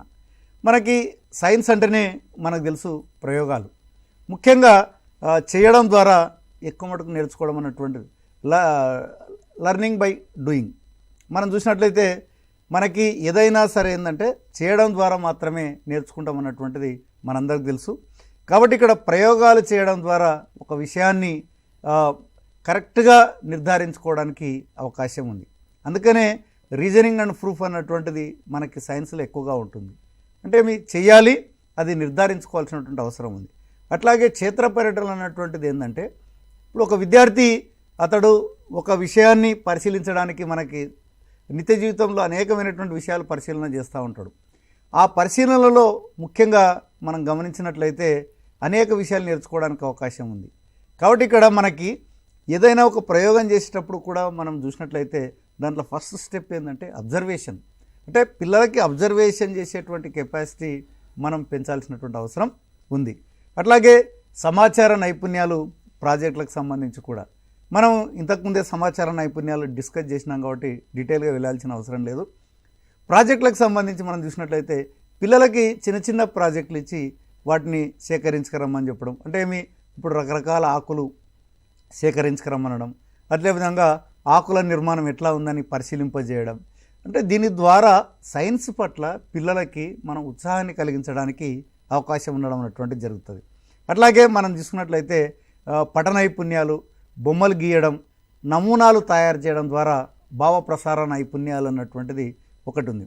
అంటే ఈ యొక్క అకాడమిక్ స్టాండర్డ్లో ఇటు సోషల్ ఎలిమెంట్స్ అటు సైన్స్ ఎలిమెంట్స్ రెండు కూడా కవర్ చేయడం అనేటువంటిది జరుగుతుంది. అంటే పఠన నైపుణ్యాలు అన్నప్పుడు మనం ఏంటంటే 3rd, 4th, 5th లెవెల్లో మనకి మొట్టమొదట పాఠశాలకు సంబంధించినటువంటి పటం గీయడం, దాని తర్వాత ఈ పాఠశాల నుంచి ఇంటికి వెళ్ళేటువంటి దారి గీయడం, దాని తర్వాత విలేజ్ గీయడం, దాని తర్వాత తెలంగాణ, ఇండియా. అంటే ఇక్కడ దాకా మనం విద్యార్థుల చేత ఈ యొక్క మ్యాప్ డ్రాయింగ్ స్కిల్స్ అన్నటువంటిది డెవలప్ చేయాల్సినటువంటి అవసరం ఉన్నటువంటి ఉంటుంది. దీన్ని మనం మెథడాలజీకి అప్లై చేస్తూ మరి వీళ్ళలో ఎటువంటి స్కిల్ ఉంది, సైకోమోటారా లేకుంటే అన్నటువంటిది కూడా ప్రశ్నలు దానికి లింకప్ చేస్తూ అడగడానికి అవకాశం ఉంది. అట్లాగే ప్రశంస, విలువలు, జీవ వైవిధ్యం, అదే నిజ జీవిత వినియోగం అన్నటువంటిది మరొక అకాడమిక్ స్టాండర్డ్ ఉంది. దీన్ని డిస్కస్ చేసే ముందు ఒక ఫోన్ కాల్ వస్తుంది, రిసీవ్ చేసుకుందాం. హలో. పెడగాలజీ అండ్ మెథడాలజీ రెండింటిని కొంచెం వివరంగా వివరించండి దయచేసి. And social studies methodology and psychology methodology and pedagogy, సైకాలజీలో కూడా పెడగాలజీ ఉంటుందా, దాన్ని ఎలా చదవాలి అనేటువంటిది కొంచెం వివరించండి దీనికి సంబంధించి. ఓకే సార్, ఇక్కడ మనము గుర్తుంచుకోవాల్సిన అంశం ఏంటి అంటే పెడగాగి బోధనా శాస్త్రం. ఈ ఈవీఎస్కు సంబంధించిన పెడగాగి సపరేట్ ఇచ్చాడు. అదేవిధంగా పేపర్ 2కు సంబంధించిన పెడగాగి, ఫర్ ఎగ్జాంపుల్ ఎవరైతే హెచ్జిటికి ప్రిపేర్ అవుతున్నారో వాళ్ళకి ఈవీఎస్ పెడగాగి అని ఇచ్చాడు. ఇది 6 మార్క్స్కి ఉంటుంది. అదేవిధంగా స్కూల్ అసిస్టెంట్లు ఎవరైతే ప్రిపేర్ అవుతున్నారో వారికి సంబంధించి 12 మార్క్స్ ఉంటాయి, 12 మార్కులు ఉంటాయి. దానికి సంబంధించిన పెడగాగి సపరేట్గా ఉంది. అయితే ఇక్కడ మీరు అడిగింది ఏంటి అంటే పెడగాకి ఇక్కడ ఉన్న పెడగాకి సైకాలజీలో ఉన్న పెడగాకి డిఫరెన్స్ ఏందని అడిగారు. అయితే మనకు సైకాలజీలో కూడా పెడగాగి అని వస్తుంది. అయితే ఇక్కడి కాన్సెప్ట్లు అక్కడి కాన్సెప్ట్లు వేరే ఉన్నాయి. అంటే సిలబస్ వేరే ఉంటుంది. ఫర్ ఎగ్జాంపుల్ అది కూడా పెడగాగి, కాకపోతే ఏంటి అంటే ఇక్కడ ఉన్న కంటెంట్ అక్కడ ఉన్న కంటెంట్ తేడా ఉంది. సిలబస్ మీరు సిలబస్ కాపీ దగ్గర పెట్టుకుని మరి అక్కడ ఏం చదవాలి అన్నప్పుడు పెడగాగికి సంబంధించి సైకాలజీలో అక్కడ మీరు వివిధ రకాల చట్టాలు ఉన్నాయి మనకు. ఫర్ ఎగ్జాంపుల్ ఆర్టీ యాక్ట్ ఉంది, అదేవిధంగా సిసికి సంబంధించినవి దీంట్లో వస్తుంటాయి. నెక్స్ట్ అక్కడ విద్యార్థిని ఏ విధంగా మోటివేట్ చేయాలి అనేది మాత్రం సైకాలజీలో చదువుతాం.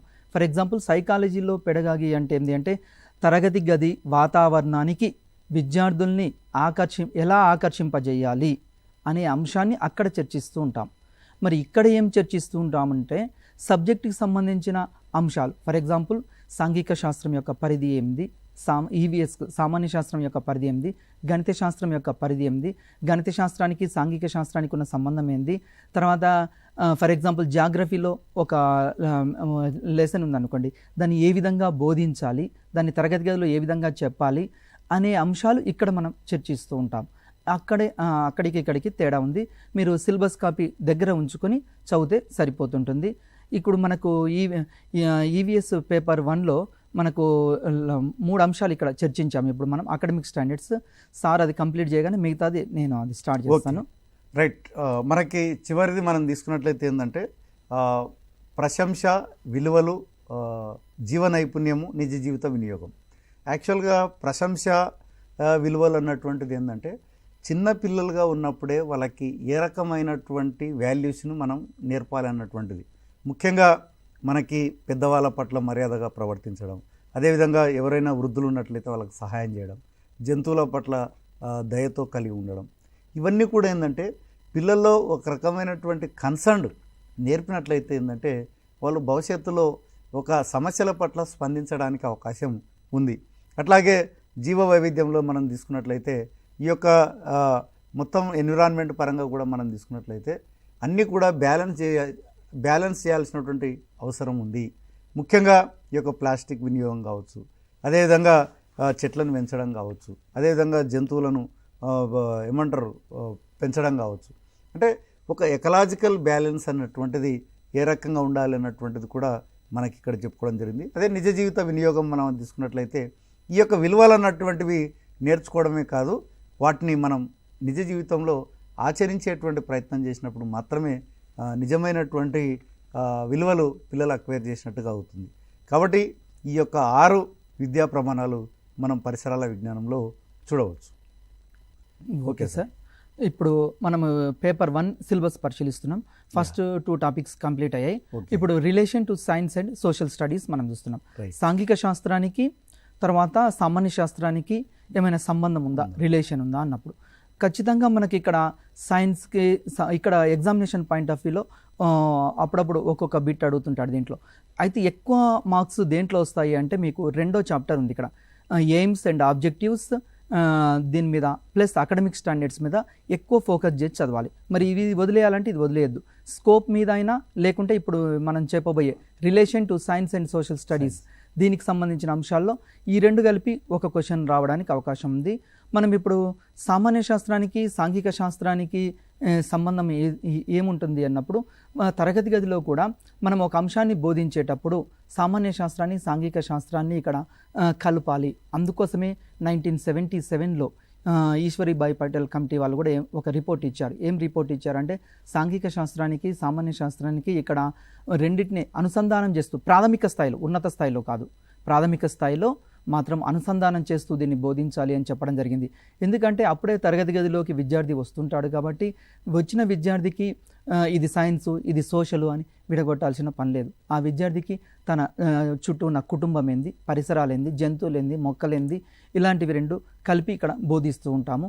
మరి సామాన్య శాస్త్రానికి సంబంధించి మనం అప్పుడప్పుడు ఫర్ ఎగ్జాంపుల్ ఇప్పుడు ప్రాజెక్టులు అనే అంశం తీసుకున్నాం. మరి ఇది సోషల్ స్టడీస్కి ఏం సంబంధం ఉంటుంది అన్నప్పుడు సోషల్ స్టడీస్లో కూడా మనం వివిధ రకాల ప్రాజెక్టులు ఇస్తుంటాం. ఫర్ ఎగ్జాంపుల్ ఇప్పుడు ధరలు నిరంతరం పెరుగుతున్నాయి, దీనికి సంబంధించి విద్యార్థులు ఒక ప్రాజెక్ట్ ఇస్తే వాళ్ళు ఆ ప్రాజెక్ట్ చేసుకొని వస్తారు. ఎందుకు ధరలు పెరగడానికి గల కారణాలు ఏంది ఇక్కడ. అదేవిధంగా జాగ్రఫీకి సంబంధించి కూడా మనం ప్రాజెక్ట్ ఇవ్వవచ్చు. దీనికి సైన్స్కి మళ్ళీ రిలేషన్ ఉంటుంది. ఫర్ ఎగ్జాంపుల్ సోషల్లో మనము జాగ్రఫీకి సంబంధించి శీతోష్ణ స్థితి, సమ్మర్ ఇప్పుడు ఎండాకాలం ఉంది, అయితే మీ గ్రామంలో మీరు పరిశీలించి ప్రతిరోజు ఎన్ని డిగ్రీల సెంటీగ్రేడ్ ఉష్ణోగ్రత నమోదవుతుంది, ఒక విద్యార్థులకు మనం ప్రాజెక్ట్ ఇవ్వచ్చు. మండే నుంచి సాటర్డే వరకు మీరు పరిశీలించి దాన్ని రాసుకొని రమ్మని చెప్పాం, ఒక ప్రాజెక్ట్ ఇచ్చాం. మరి విద్యార్థికి ఇక్కడ మన సోషల్లో ప్రాజెక్ట్ ఇచ్చినా కానీ సైన్స్కి సంబంధించి అంటే లెక్కలు వేయాలి, ఇక్కడ మ్యాథమెటిక్స్ సంబంధించిన అంశాలు వస్తున్నాయి. డిగ్రీస్, సెంటీగ్రేడ్, ఫారెన్హీట్ అంటే ఏంది, సెంటీగ్రేడ్ అంటే ఏంది, ఇవన్నీ మళ్ళీ ఎక్కడి కాన్సెప్ట్స్, మ్యాథమెటిక్స్ కాన్సెప్ట్స్. అంటే సాంఘిక శాస్త్రానికి సామాన్య శాస్త్రానికి దగ్గరి సంబంధం ఉంది, సాంఘిక శాస్త్రానికి జీవశాస్త్రానికి దగ్గర సంబంధం ఉన్నది. ఈ అంశాలు ఒకదాన్ని ఒకటి జోడిస్తూ మనం చదవాల్సిన అవసరం ఉంది. నెక్స్ట్ మన యొక్క సిలబస్లో కరికులం అండ్ ఇట్స్ ట్రాన్సాక్షన్ ఉంది, తర్వాత లెర్నింగ్ ఎన్విరాన్మెంట్ ఉంది, సిసి ఉంది. ఈ 3 అంశాలు మనము నెక్స్ట్ పేపర్లో కూడా మనము పేపర్ 2 చర్చించేటప్పుడు కూడా ఈ అంశాలు ఇక్కడ చర్చిద్దాం. చర్చించే ముందు ఇక్కడ ఫర్ ఎగ్జాంపుల్ కరికులంలో ఏ విధంగా మనం డిజైన్ చేస్తామన్నప్పుడు కొన్ని ప్రమాణాలు తీసుకుంటాము. ఫర్ ఎగ్జాంపుల్ ఏ విధంగా సర్పిలాకార పద్ధతిలో దాన్ని తీసుకోవాలా, కంటెంట్, వివిధ అంశాలు ఉన్నాయి. ఇవి కూడా మీరు చదువుకోవాలి ఎగ్జామ్లో వెరీ వెరీ ఇంపార్టెంట్. కరికులాన్ని ఏ విధంగా రూపొందిస్తున్నారు అనే వాటి మీద క్వశ్చన్స్ వస్తుంటాయి. అదేవిధంగా లెర్నింగ్ ఎన్విరాన్మెంట్ అని తీసుకున్నాము, చుట్టూ ఉన్న పరిసరాలకు సంబంధించిన అంశాలు.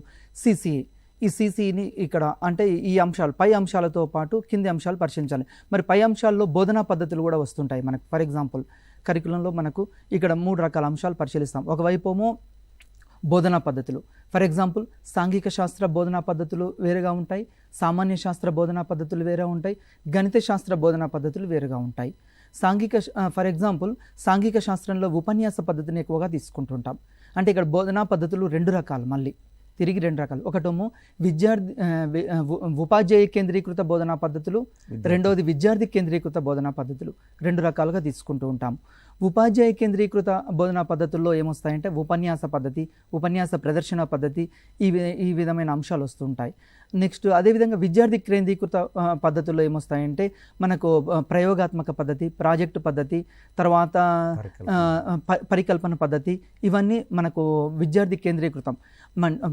ఎందుకు ఈ విధంగా డివైడ్ చేశారు అంటే తరగతి గదిలో ఎవరు ముఖ్యం, విద్యార్థి ముఖ్యం. ఎందుకు ముఖ్యము అంటే తరగతి గదిలో ఒక మంచి ఉపాధ్యాయుడు ఎంత బోధించినా కానీ విద్యార్థికి అది ఎంతవరకు అర్థమైంది, ఎంతవరకు నేర్చుకోగలిగాడు, అది ఇక్కడ ముఖ్యమైన అంశం. ఫర్ ఎగ్జాంపుల్ ఒక మంచి టీచర్ ఉన్నాడు, ఎఫిషియెంట్ టీచర్, పిహెచ్డి చేశాడు, అన్నీ చేశాడు, కానీ తరగతి గదిలోకి పోయినప్పుడు ట్రాన్సాక్ట్ చేయలేడు అనుకోండి, విద్యార్థికి ఆ విషయం శూన్యం. కాబట్టి ఇక్కడ విద్యార్థి యొక్క స్థాయికి దిగి మనం బోధించాలి. అందుకోసమే 1986 ఆ తర్వాత మనకు ఏం వచ్చాయంటే 1986 తర్వాత విద్యా విధానాన్ని మనం పరిశీలిస్తే ముఖ్యంగా శిశు కేంద్రీకృత విద్యా పద్ధతికి, విద్యార్థి కేంద్రీకృత పద్ధతికి మనం ఇక్కడ ఎక్కువ ఇంపార్టెన్స్ ఇస్తున్నాం. అంతకుముందు ఉపాధ్యాయ కేంద్రీకృత బోధనా పద్ధతులకు ఎక్కువగా ఇంపార్టెన్స్ ఇచ్చేది. ఆ తర్వాత క్రమంగా మనము విద్యార్థి కేంద్రీకృత బోధనా పద్ధతుల వైపు మళ్ళాం. ప్రస్తుతం కూడా మనం విద్యార్థిని కేంద్రీకృతంగా చేసుకొని వారికి అనుగుణంగా వారి లెవెల్స్కి దిగి ఇక్కడ మనం బోధించాలి అంటే ఇక్కడ టీచర్ ఎలా ఉండాలి అన్నప్పుడు మరి ఒక అంశం. ఇక్కడ టీచరు ఇంతకుముందు లెక్చరర్ మెథడ్లో ఉపన్యాస పద్ధతి ఉంది, ఉపాధ్యాయ కేంద్రీకృత పద్ధతిలో ఉపన్యాస పద్ధతి ఉంది. ఎంతసేపటికి తరగతి గదిలో ఉపాధ్యాయుడు చెప్పింది విద్యార్థులు శ్రోతలుగా వింటూ పోతూ ఉంటారు. దాంట్లో ఉన్న లాభాలు ఉన్నాయి, నష్టాలు ఉన్నాయి. అవి మనం డీటెయిల్గా మన క్లాసెస్లో చర్చించవచ్చు. కాకపోతే ఇక్కడ టాపిక్ వచ్చింది కాబట్టి, సందర్భం వచ్చింది కాబట్టి ఒక బెనిఫిట్ చెప్తాను. ఉపన్యాస పద్ధతి యొక్క లాభం ఏంటి అంటే ఫర్ ఎగ్జాంపుల్ మనం కవులు, కళాకారులు, లేకుంటే తెలంగాణ ఉద్యమ చరిత్రకారులు ఎవరు, ఇలాంటి అంశాలు బోధించేటప్పుడు ఉపన్యాస పద్ధతి బాగా ఉంటుంది. అదేవిధంగా గాంధీ గురించి చెప్పేటప్పుడు, నెహ్రూ గురించి చెప్పేటప్పుడు, స్వాతంత్ర సమర యోధుల గురించి చెప్పేటప్పుడు ఉపన్యాస పద్ధతిని మనం తీసుకుంటుంటాం. జీవిత చరిత్రలు బోధించేటప్పుడు ఇక్కడ ఉపన్యాస పద్ధతిని మనం తీసుకుంటుంటాం. అదేవిధంగా సైన్స్లోకి మరి దీన్ని ఏ విధంగా కన్వర్ట్ చేయాలి. అదేవిధంగా సామాన్య శాస్త్రం తీసుకున్నాం అనుకోండి, ఇక్కడ ఉపన్యాస ప్లస్ ప్రదర్శన పద్ధతిని తీసుకుంటూ ఉంటాం.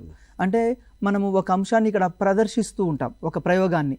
ఫర్ ఎగ్జాంపుల్ ఒక మొక్క ఉంది, మొక్కకి గాలి, నీరు, వెలుతురు అవసరమా కాదా అని ప్రయోగం చేస్తుంటాడు. ప్రయోగం చేసేటప్పుడు డెమాన్స్ట్రేట్ చేస్తుంటాడు. ఇక్కడ ఈ విధంగా అంటే మనకు వివిధ రకాల పద్ధతులు ఉన్నాయి. సామాన్య శాస్త్రంలో వచ్చే పద్ధతులు, సాంఘిక శాస్త్రంలో వచ్చే పద్ధతులు భేదమున్నాయి. అదేవిధంగా గణిత శాస్త్రంలో కూడా పద్ధతులు, గణిత శాస్త్రానికి సంబంధించి నిగమన పద్ధతి ఉంటుంది, ఆగమన పద్ధతి ఉంటుంది.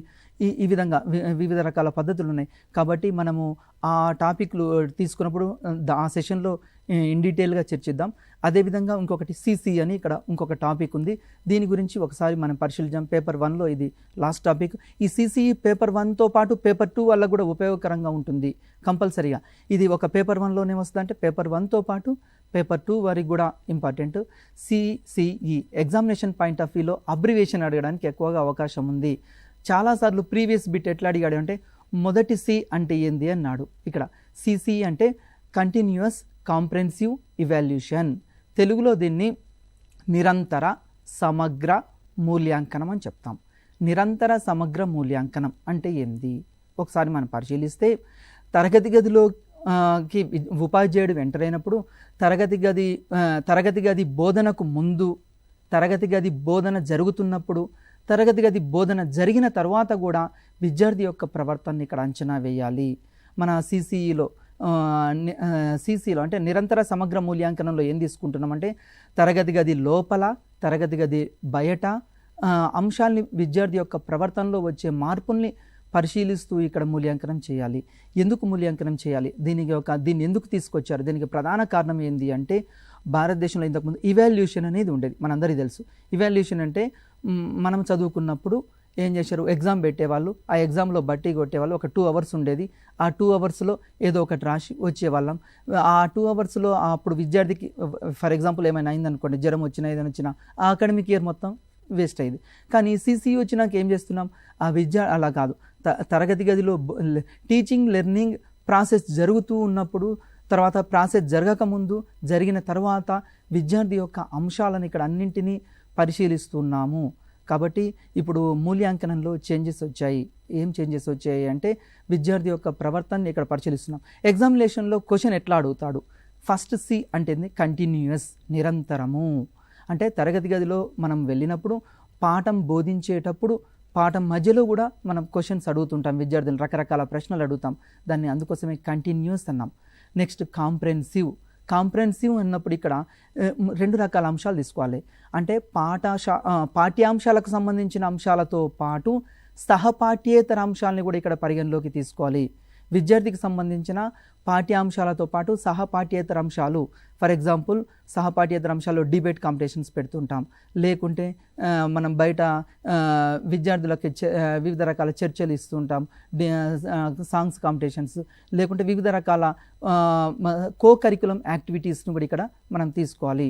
ఫర్ ఎగ్జాంపుల్ ఓవరాల్ డెవలప్మెంట్ అంటాం. అందుకోసమే విద్యార్థి తరగతి గది పాఠ్యాంశాలతో పాటు పాఠ్యేతర అంశాలని కూడా ఇక్కడ పరిగణలోకి తీసుకోవాలి. ఫర్ ఎగ్జాంపుల్ చిత్రకళలు, తర్వాత హస్తలాఘవము, ఇలాంటి అంశాలు కూడా ఇక్కడ కాంప్రెహెన్సివ్లో మనం పరిగణలోకి తీసుకుంటాం. ఇక్కడ సమగ్ర అంటే విద్యార్థి యొక్క ఓవరాల్ డెవలప్మెంట్ని పరిగణలోకి తీసుకోవాలి. ఎగ్జామ్లో ఇది కూడా సమగ్ర అన్నప్పుడు మనకి ఏమనిపిస్తుంది అంటే ఇక్కడ ఏంటంటే పిల్లవాని యొక్క ఫిజికల్లీ, మెంటల్లీ, ఎమోషనల్లీ డెవలప్మెంట్ అన్నటువంటిది జరిగితే అప్పుడు పిల్లవాడు కాంప్రహెన్సివ్గా తీసుకురావడం జరిగింది. అందుకనే ఇప్పుడు పాఠశాల విద్యలో మనకి ఈ యొక్క కోకరికులర్ ఎడ్యుకేషన్ అన్నటువంటిది కూడా ఇప్పుడు పార్ట్ ఆఫ్ ది సిలబస్గానే పరిగణించడం అన్నటువంటిది జరుగుతుంది. అంటే ఇప్పుడు మనకి వాల్యూ ఎడ్యుకేషన్ కావచ్చు, కంప్యూటర్ ఎడ్యుకేషన్ కావచ్చు, అందుకోసం దాన్ని ఇంట్రడ్యూస్ చేశారు. ఎస్, అందుకని అంటే విద్యార్థి యొక్క సర్వతోముఖాభివృద్ధి ఎప్పుడవుతుందంటే విద్యార్థి ఆటల్లో పాల్గొనాలి, చిత్రలేఖనం పోటీల్లో పాల్గొనాలి, అట్లాగే ఎమోషన్స్ బయటికి రావాలన్నప్పుడు పిల్లలు డిబేట్లో పాల్గొనాలి. అంటే విద్యార్థిని మనం ఓన్లీ తరగతి గదిలో పాఠాలు వినడానికే పరిమితం చేయకుండా ఈ అన్నిట్లో కూడా వాళ్ళని ఇన్వాల్వ్ చేసినప్పుడు పిల్లల్లో సమగ్ర వికాసం జరగడానికి, ఓవరాల్ డెవలప్మెంట్ జరగడానికి అవకాశం ఉంది. కాబట్టి మనకి ఇప్పుడు సిసిలో ఏంటంటే కంటిన్యూస్ కాంప్రహెన్సివ్ ఎవాల్యుయేషన్. ఇక్కడ ఎవాల్యుయేషన్ పరంగా కూడా మనం తీసుకున్నట్లయితే ఇంతకుముందు ఏంది జస్ట్ జడ్జిమెంట్ కొరకే మనం ఉపయోగించుకునేవాళ్ళం. కానీ ఇప్పుడు ఇక్కడ ఎవాల్యుయేషన్ అన్నటువంటిది పిల్లల యొక్క లర్నింగ్కి దోహదపడే రీతిలో ఈ యొక్క సిసిలో డిజైన్ చేయడం అన్నటువంటిది జరిగింది. కాబట్టి ఇప్పుడు మనం ఫార్మేటివ్ అసెస్మెంట్ అని ఏదైతే తరగతి గదిలో నిర్వహిస్తున్నామో దాని ఉద్దేశం కూడా అదే. అంటే పిల్లవాడు మనము తరగతి గదిలో పాఠాలు చెప్తున్నటువంటి క్రమంలోనే ఎక్కడ పిల్లవాడు వెనకబడి ఉన్నాడు గుర్తించడం, ఆ వెనుకబడినటువంటి దాన్ని మళ్ళీ ఒక ఇన్పుట్ ఇవ్వడం, ఇమ్మీడియట్గా మళ్ళీ దాన్ని అచీవ్ అయ్యేటట్టు ప్రయత్నం చేయడం.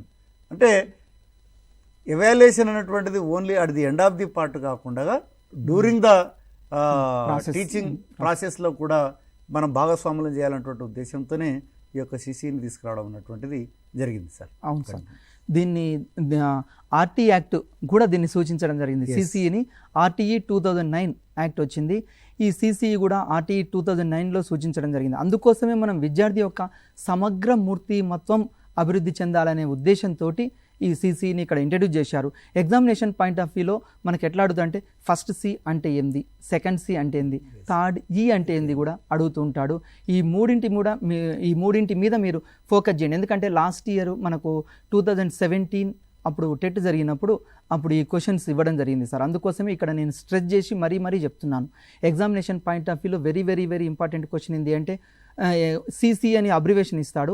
ఈ అబ్రివేషన్ ఒక్కోసారి అబ్రివేషన్ మొత్తం ఇవ్వచ్చు, లేకుంటే ఫస్ట్ సి అంటే ఏంది, సెకండ్ సి అంటే ఏంది, ఈ అంటే ఏంది, ఈ విధంగా మనకు లాస్ట్ టైం క్వశ్చన్స్ అడిగారు. అందుకోసమే విద్యార్థులు ప్రిపేర్ అయ్యేటప్పుడు ఈ అంశాన్ని కూడా పరిశీలించండి. దీంతోపాటు నిరంతర సమగ్ర మూల్యాంకనంలో మనకు 2 అంశాలు ప్రధానంగా ఇక్కడ తీసుకుంటుంటాము. ఒకటి ఫార్మేటివ్ అసెస్మెంట్ అని చెప్తుంటాం. ఫార్మేటివ్ అసెస్మెంట్లో 4 అంశాలని పరిగణలోకి తీసుకుంటాం. ఇక్కడ ఫార్మేటివ్ అసెస్మెంట్లో ఉన్న మదింపులో 4 అంశాలని పరిగణలోకి తీసుకుంటాం. ఆ 4 అంశాలు ఏంటి అంటే పిల్లల భాగస్వామ్యము, ప్రతిస్పందనలు. ఫస్ట్ ఫార్మేటివ్ అసెస్మెంట్ అంటే ఏందో ఒకసారి పరిశీలిద్దాం. ఫార్మేటివ్ అసెస్మెంట్, సమ్మేటివ్ అసెస్మెంట్ అని 2 అంశాలు ఉన్నాయి. ఫార్మేటివ్ అసెస్మెంట్ అంటే నథింగ్ బట్ మనకి ఇంతకుముందు యూనిట్ టెస్ట్లు ఉండేవి. First unit, second unit, third unit అని ఉండేవి. అప్పుడు మనం ఏం చేసేవాళ్ళు, ఎగ్జామినేషన్ పాయింట్ ఆఫ్ వ్యూ ఇక్కడ స్ట్రెస్ చేసి అడుగుతాడు, యూనిట్ టెస్ట్కి తర్వాత ఫార్మేటివ్ అసెస్మెంట్కి తేడా ఏంది అని అడుగుతాడు. యూనిట్ టెస్ట్లోమో పలానా సమయంలో జరుగుతాయని విద్యార్థులకు ముందుగానే తెలియజేసి నిర్ణీత పాఠ్యాంశాలు వస్తాయని మనం ముందే చెప్తాం. ఫర్ ఎగ్జాంపుల్ 1వ పాఠం 2వ పాఠం ఫస్ట్ యూనిట్లో వస్తుంది, మీరు చదువుకొని రండి, ఎప్పుడు డేట్ కూడా ఇస్తాం, ఫిక్స్డ్ టైం టేబుల్ ఇస్తాం ఎక్కడ యూనిట్ టెస్ట్లో. మరి ఫార్మేటివ్ అసెస్మెంట్లో అలా ఉండదు.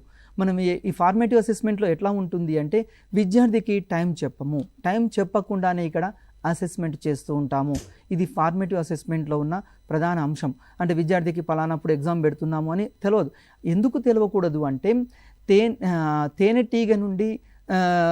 తేనెటీగ పుష్పం నుండి మకరందాన్ని ఏ విధంగా అయితే స్వీకరిస్తుందో మనం విద్యార్థులకు కూడా మూల్యాంకనం చేస్తున్నామనే విషయం వాళ్ళకి తెలియకూడదు. తెలిస్తే ఏమవుతుంది అని ఒక క్వశ్చన్. విద్యార్థులందరికీ తెలుసు భయం, మూల్యాంకనం అంటే భయం, ఇవాల్యుయేషన్ అంటే భయం. ఆ భయాన్ని పోగొట్టడం కోసమే ఇక్కడ మనం ఈ మూల్యాంకనాన్ని ఇక్కడ ప్రాసెస్లో తీసుకోవడం జరిగింది. విద్యార్థుల యొక్క భయాందోళనల్ని తొలగించి భయ వాతావరణం లేకుండా స్వేచ్ఛా వాతావరణంలో విద్యార్థుల యొక్క ప్రవర్తనని అంచనా వేయడం కోసం మాత్రమే ఇక్కడ ఫార్మేటివ్ అసెస్మెంట్ని తీసుకోవడం జరిగింది. ఈ ఫార్మేటివ్ అసెస్మెంట్లో ప్రధానంగా ఎగ్జామినేషన్ పాయింట్ ఆఫ్ వ్యూలో ఏమడుగుతాయంటే ఎన్ని అంశాలు ఉంటాయి అంటాడు. ఫార్మేటివ్ అసెస్మెంట్లో 4 అంశాలు ఉంటాయి. ఈ ఫార్మేటివ్ అసెస్మెంట్ 4 అంశాలు. మొట్టమొదటి అంశం ఏంటంటే పిల్లల భాగస్వామ్యము, ప్రతిస్పందనలు. పిల్లల భాగస్వామ్యం, ప్రతిస్పందన అంటే for example teaching learning process జరిగేటప్పుడు ఈ అంశం ఎప్పుడు మనం తరగతి గదిలోకి వెళ్ళి ఒక పాఠ్యాంశాన్ని బోధించేటప్పుడు ఆ పాఠ్యాంశం బోధన మధ్యలో మనం క్వశ్చన్స్ అడుగుతుంటాం పిల్లల్ని. ఆ క్వశ్చన్స్ అడిగినప్పుడు వాటికి రెస్పాన్స్ ఇస్తుంటారు. ఆ రెస్పాన్సెస్ని విద్యార్థులకు తెలియకుండా మనం రికార్డ్ చేస్తుంటాం. దీన్ని టీచింగ్ లెర్నింగ్ పిల్లల యొక్క ప్రతిస్పందనలు తీసుకుంటాం. ఫర్ ఎగ్జాంపుల్ ఎంతమంది తరగతి గదిలో ఒక 10 మంది విద్యార్థులు ఉన్నారు అనుకోండి, 10 మందిలో ఎంతమంది రెస్పాన్స్ ఇచ్చారు, ఎంతమంది రెస్పాన్స్ ఇవ్వలేదు, ఇవి మనం తర్వాత నోట్ చేసుకుంటూ ఉంటాం. అదేవిధంగా ఒక అంశం ఇచ్చినప్పుడు తరగతి గదిలో మాట్లాడగలగాలి, ప్రతి విద్యార్థి మాట్లాడగలగాలి. ఎలా అంటే ఫర్ ఎగ్జాంపుల్ ఇప్పుడు సోషల్ స్టడీకి సంబంధించి తీసుకుందాం. సాంఘిక శాస్త్రంలో ఇప్పుడు రష్యా ఉక్రెయిన్ యుద్ధం జరుగుతుంది. ఈ యుద్ధం జరిగేటప్పుడు మీ యొక్క అభిప్రాయం ఏందని తరగతి గదిలో మనం సమకాలీన అంశం కింద మనం ప్రశ్నించవచ్చు విద్యార్థుల్ని. సమకాలీన అంశం కింద విద్యార్థి ఏం చేస్తాడు, ఈ అంశాన్ని చర్చిస్తాడు, తరగతి గదిలో చర్చిస్తాడు, తరగతి గది బయట చర్చిస్తాడు, తర్వాత వివిధ రకాల మ్యాగజైన్లో వచ్చిన అంశాలు సేకరించిన అంశాన్ని ఒక నివేదిక రూపంలో రాస్తాడు. నివేదిక రూపంలో రాసించిన అంశాన్ని మళ్ళీ తరగతి గదిలోకి తీసుకొచ్చి అందరి దగ్గర ఇక్కడ ప్రజెంటేషన్ చేస్తాడు. అంటే పిల్లల భాగస్వామ్యం, ప్రతిస్పందనలు అనేవి ఇక్కడ మనం ముఖ్యంగా ప్రతి సబ్జెక్ట్లో తీసుకోవాలి. అది ఈవీఎస్లో అయినా, మ్యాథ్స్లో అయినా, తర్వాత సోషల్లో అయినా అన్ని అంశాలు తీసుకోవాలి. దీంట్లో ఏం చేస్తారంటే ఒక్కోసారి క్వశ్చన్ ఎట్లా అడగడానికి అవకాశం ఉందంటే పిల్లల భాగస్వామ్యము ప్రతిస్పందన కింద సాంఘిక శాస్త్రంలో నిర్ణయించిన అంశం ఏంది అంటే ఇప్పుడు అలాంటప్పుడు మనం ఏం చేయాలా, ఇప్పుడు రిఫ్లెక్షన్స్ ఆన్ కాంటెంపరరీ ఇష్యూస్ అన్నటువంటిది మనం పిల్లల భాగస్వామ్యం కింద నిర్ణయించినటువంటి అంశం. అంశం ఇక్కడ కాబట్టి ప్రతి సబ్జెక్టుకి ఆ రకంగా ఒక అంశం ఒక అంశం ఉంటుంది. ఎస్. కాబట్టి ఇప్పుడు మనం సోషల్ స్టడీస్ గురించి మాట్లాడుతున్నాం కాబట్టి అది విషయం తెలియకపోతే ఏమవుతుందంటే పిల్లల భాగస్వామ్యం ప్రతిస్పందన కానీ అయిపోవడానికి అవకాశం ఆగిపోతుంది. కాబట్టి ఇక్కడ మనం ఏంటంటే ప్రతి సబ్జెక్ట్ అట్లాగే మనకి జనరేటింగ్ ప్రాబ్లమ్స్ అని మ్యాథమెటిక్స్లో ఫస్ట్ ఏరియా కింద పెట్టుకోవడం జరిగింది, ఏది పిల్లల భాగస్వామ్యం కింద. అట్లాగే మనకి ఏంటంటే సైన్స్లో కూడా ఏంటంటే ప్రయోగం చేసి రిపోర్ట్ రాయడం అన్నటువంటిది ఒక దాని కింద పెట్టుకోవడం జరిగింది. అంటే ఈ సబ్జెక్టు పరంగా నిర్ణయించినటువంటి అంశం ఏ సబ్జెక్టులో ఏం నిర్ణయించినారు అన్నటువంటిది ఖచ్చితంగా తెలుసుకోవాల్సినటువంటి అవసరం ఉంది. అలాగే మనం తీసుకున్నట్లయితే ఏంటి సార్ అంటే ఇప్పుడు రెండవ అంశం కింద మనం ఏంటంటే మనకి రిటర్న్ వర్క్స్ అన్నటువంటిది పెట్టుకోవడం అన్నటువంటిది జరిగింది ఫార్మేటివ్లో. యాక్చువల్గా రిటర్న్ వర్క్స్ అంటే మనకి ఏం చేసినట్లంటే ప్రతి సబ్జెక్టు కూడా మనకి ఇంప్రూవర్ లెర్నింగ్ క్వశ్చన్స్ వెనకాల ఉంటాయి. ఇది పాఠం వెనకాల. ఆ ఇంప్రూవర్ లెర్నింగ్ క్వశ్చన్స్ పాఠం అయిపోయిన తర్వాత విద్యార్థి తరగతి గదిలోనే ఉపాధ్యాయుల యొక్క సమక్షంలోనే వాటిని పిల్లవాడు ఓన్గా రాయగలుగుతున్నాడా లేదా. ఇప్పుడు గతంలో మనకి ఎవాల్యుయేషన్లు ఎట్లా ఉంటున్నాయి సార్ అంటే మనం పాఠం చెప్పిన తర్వాత ఎవాల్యుయేషన్ క్వశ్చన్స్ ఇంటికిచ్చి రాసుకురామని చెప్పేవాళ్ళు. విద్యార్థి ఏం చేసేవాడు, మ్యాక్సిమం స్టడీ మెటీరియల్ తీసుకొని ఏదో ఒకటి చూసి రాసుకొని వచ్చేవాడు. కానీ ఇప్పుడు మనం అకార్డింగ్ టు సిసి ఏంటంటే ఇంప్రూవర్ లెర్నింగ్ క్వశ్చన్స్ కూడా టీచింగ్ లెర్నింగ్ ప్రాసెస్లో ఒక భాగంగానే పెట్టుకోవడం జరిగింది. కాబట్టి తరగతి గదిలో ఉపాధ్యాయులు దానికి కూడా 1 లేదా 2 పీరియడ్స్ కేటాయించి ఒక్కొక్క ప్రశ్నకు సంబంధించి విద్యార్థులతోని మనకి ఫీడ్బ్యాక్ తీసుకోవడం అనేది జరుగుతుంది. ఒకవేళ ఇక్కడ ఫీడ్బ్యాక్ రాలేదనుకోండి అంటే ఇక్కడ మనం అర్థం చేసుకోవాల్సింది ఏంది, మనం చెప్పిన పాఠం ఇంకా విద్యార్థులకు అర్థం కాలేదు. కాబట్టి పిల్లవాడు ఎక్కడ వెనకవాడు ఉన్నాడో మళ్ళీ గుర్తించి మళ్ళీ మనం స్ట్రాటజీని ఇంప్లిమెంట్ చేసి తరగతి గదిలో అప్పుడు మళ్ళీ విద్యార్థులతో ఆ ప్రశ్నలకు జవాబులు రాబడితే అప్పుడు పిల్లవాడు ఏమవుతుందంటే ఇప్పుడు మనం ఇక్కడ ఇదే మనం అనుకున్నటువంటి సిసికి సంబంధించి అంటే ఎక్కడ వెనుకబడినాడో గుర్తించడం, ఒకవేళ తగిన ఇన్పుట్ ఇప్పుడు మనం ఏ స్ట్రాటజీ అవలంబించాలని మళ్ళీ డిసైడ్ చేయడం, మళ్ళీ దాన్ని అచీవ్ అయ్యేటట్టు చూడడం, సొంతంగా ప్రశ్నలకు జవాబులు రాసేటట్టు ప్రయత్నం చేయడం. అంటే రిటర్న్ వర్క్స్లో విద్యార్థి ఎప్పుడైతే సొంతంగా రాయగలిగినాడు అంటే ఆ పిల్లవానికి ఆ పాఠంలో ఇచ్చినటువంటి కాన్సెప్ట్ అర్థమైనట్టుగా లెక్క. అందుకనే మనకు ఫార్మేటివ్ అసెస్మెంట్లో రిటర్న్ వర్క్స్ కూడా ఒక భాగంగా పెట్టుకోవడం అన్నటువంటిది ఇది రెండో అంశంగా మనం తీసుకోవడం జరిగింది. ఇక మూడో అంశం కింద మనం ఏం పెట్టుకున్నాం సార్ అంటే ఈ యొక్క ప్రాజెక్టులు అన్నటువంటిది పెట్టుకోవడం అన్నటువంటిది జరిగింది. దీంట్లో కూడా ఏంది మనకు చూసుకున్నట్లయితే టెక్స్ట్ బుక్లో ప్రతి పాఠం వెనక ఒక ప్రాజెక్ట్ ఇవ్వడం అన్నటువంటిది జరిగింది. కాబట్టి ఇక్కడ ఉపాధ్యాయులు కూడా ఏంటంటే ఆ ప్రాజెక్టులు ఇచ్చినటువంటి ఉద్దేశం ఏంటంటే ప్రాజెక్టు ద్వారా ఆ కాన్సెప్ట్కు సంబంధించి అదనపు సమాచారాన్ని సేకరించడానికి ప్రాజెక్ట్ అన్నటువంటి దోహదపడుతుంది. రేపొద్దున ఈ క్వశ్చన్ కూడా అడగొచ్చు, ప్రతి పాఠం వెనక ప్రాజెక్టు ఇచ్చిన ఉద్దేశం ఏమిటి అని అనొచ్చు. ప్రాజెక్ట్ ఉద్దేశం ఏంది ఇక్కడ అంటే ఆ కాన్సెప్ట్కి సంబంధించి మరింత అదనపు సమాచారం సేకరించడానికి యొక్క ప్రాజెక్ట్ అన్నటువంటిది ఉపయోగపడుతుంది. కాబట్టి ఇది విద్యార్థులు సొంతంగా వాళ్ళు సమాచారాన్ని సేకరిస్తారు, దాన్ని రికార్డింగ్ చేస్తారు, అట్లాగా దాన్ని అనాలిసిస్ చేస్తారు, దాని తర్వాత గ్యాప్ ఐడెంటిఫై చేస్తారు, ఒక సజెషన్స్ రాస్తూ మొత్తం కూడా ఒక రిపోర్ట్ రాయడం అన్నటువంటిది జరుగుతుంది. ఎప్పుడైతే ఈ రిపోర్ట్ రూపంలో రాసినారంటే విద్యార్థులకు ఆ విషయం పట్ల సమగ్రమైనటువంటి అవగాహన కలగడానికి అవకాశం ఉంది. కాబట్టి ఫార్మేటివ్ అసెస్మెంట్లో ఇది మూడవ ఏరియాగా పెట్టడం అన్నటువంటిది జరిగింది. ఇక నాలుగవది మనం చూసినట్లయితే స్లిప్ టెస్ట్ అని పిలిచాం. గతంలో దాన్ని యూనిట్ టెస్ట్ అన్నాం, ఇప్పుడు స్లిప్ టెస్ట్ అని పిలిచినాం. మరి ఈ స్లిప్ టెస్ట్ యొక్క ఉద్దేశం మనం గమనించినట్లయితే ఇది అన్అనౌన్స్డ్ టెస్ట్. అంటే ఏది కూడా మీరు ఇందాక చెప్పినట్టు ఎప్పుడు కూడా మనం ఇక్కడ అనౌన్స్మెంట్ చేయము. మరి చేయకుంటే మరి ఎట్లా నేరుస్తారు అని ఒక డౌట్ రావచ్చు. ఇక్కడ జరగాల్సింది ఏంటంటే 1 లేదా 2 పాఠాలు అయిపోయిన తర్వాత ఆయా కాన్సెప్టుల మీద విద్యార్థులకు పూర్తి అవగాహన వచ్చిందా లేదా అన్నటువంటిది అప్పటికప్పుడు 2 లేదా 3 క్వశ్చన్లు, అది కూడా ఏమనుకుంటున్నాం 2 లేదా 3 అకాడమిక్ స్టాండర్డ్స్ కవర్ చేస్తూ కొన్ని క్వశ్చన్లు ఇవ్వడం వల్ల విద్యార్థి ఫియర్లెస్గా మనకి ఎగ్జామ్లో పాల్గొనడానికి అవకాశం ఉంది.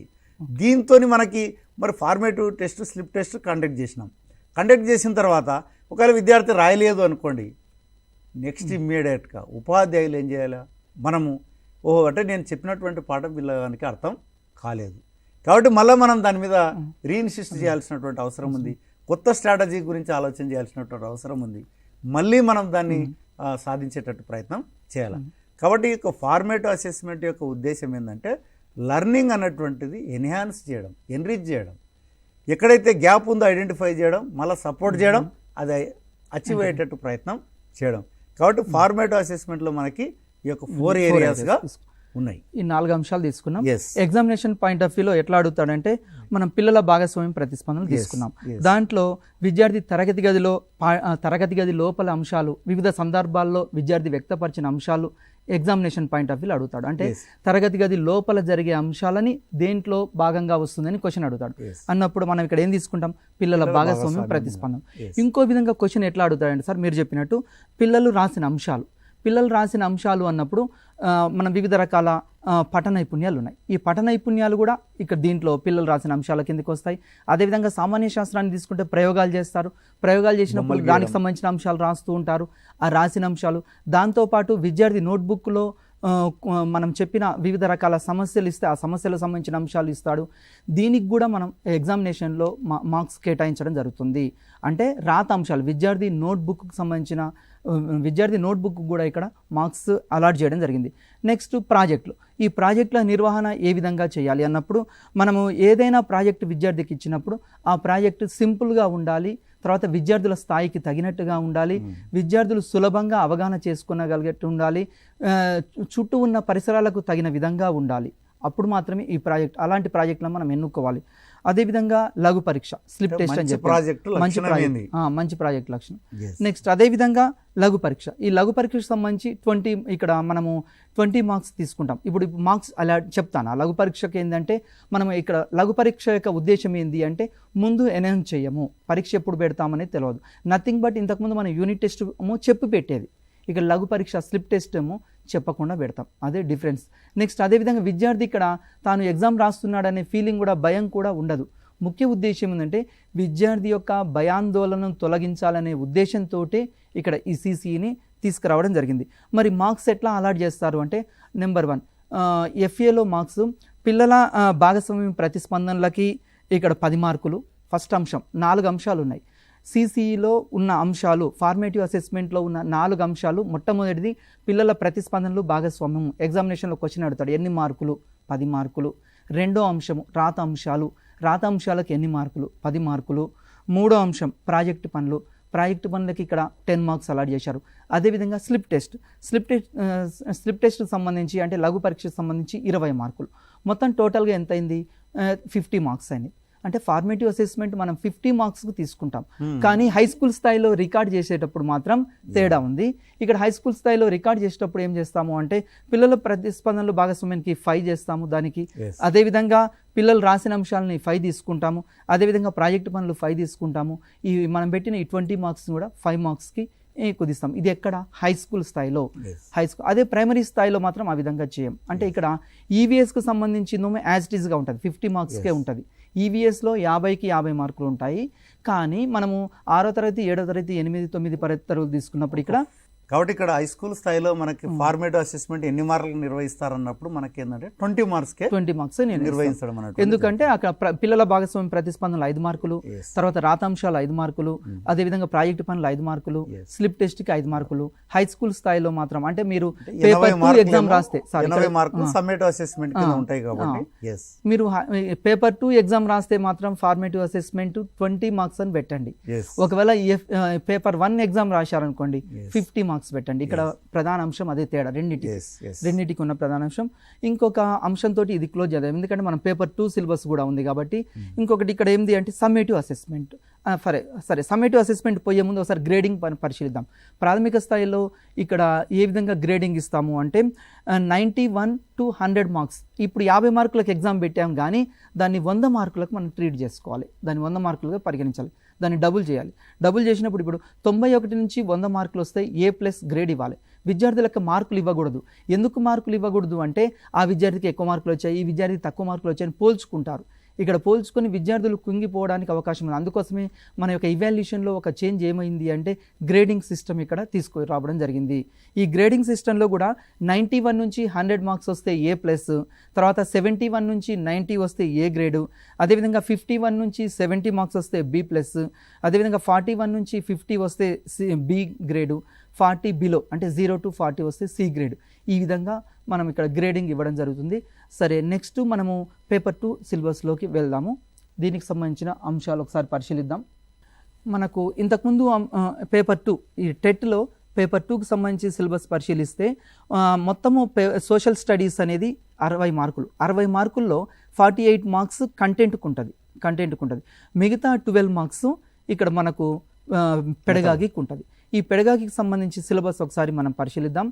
Social science as an integrating area of study, context and concerns.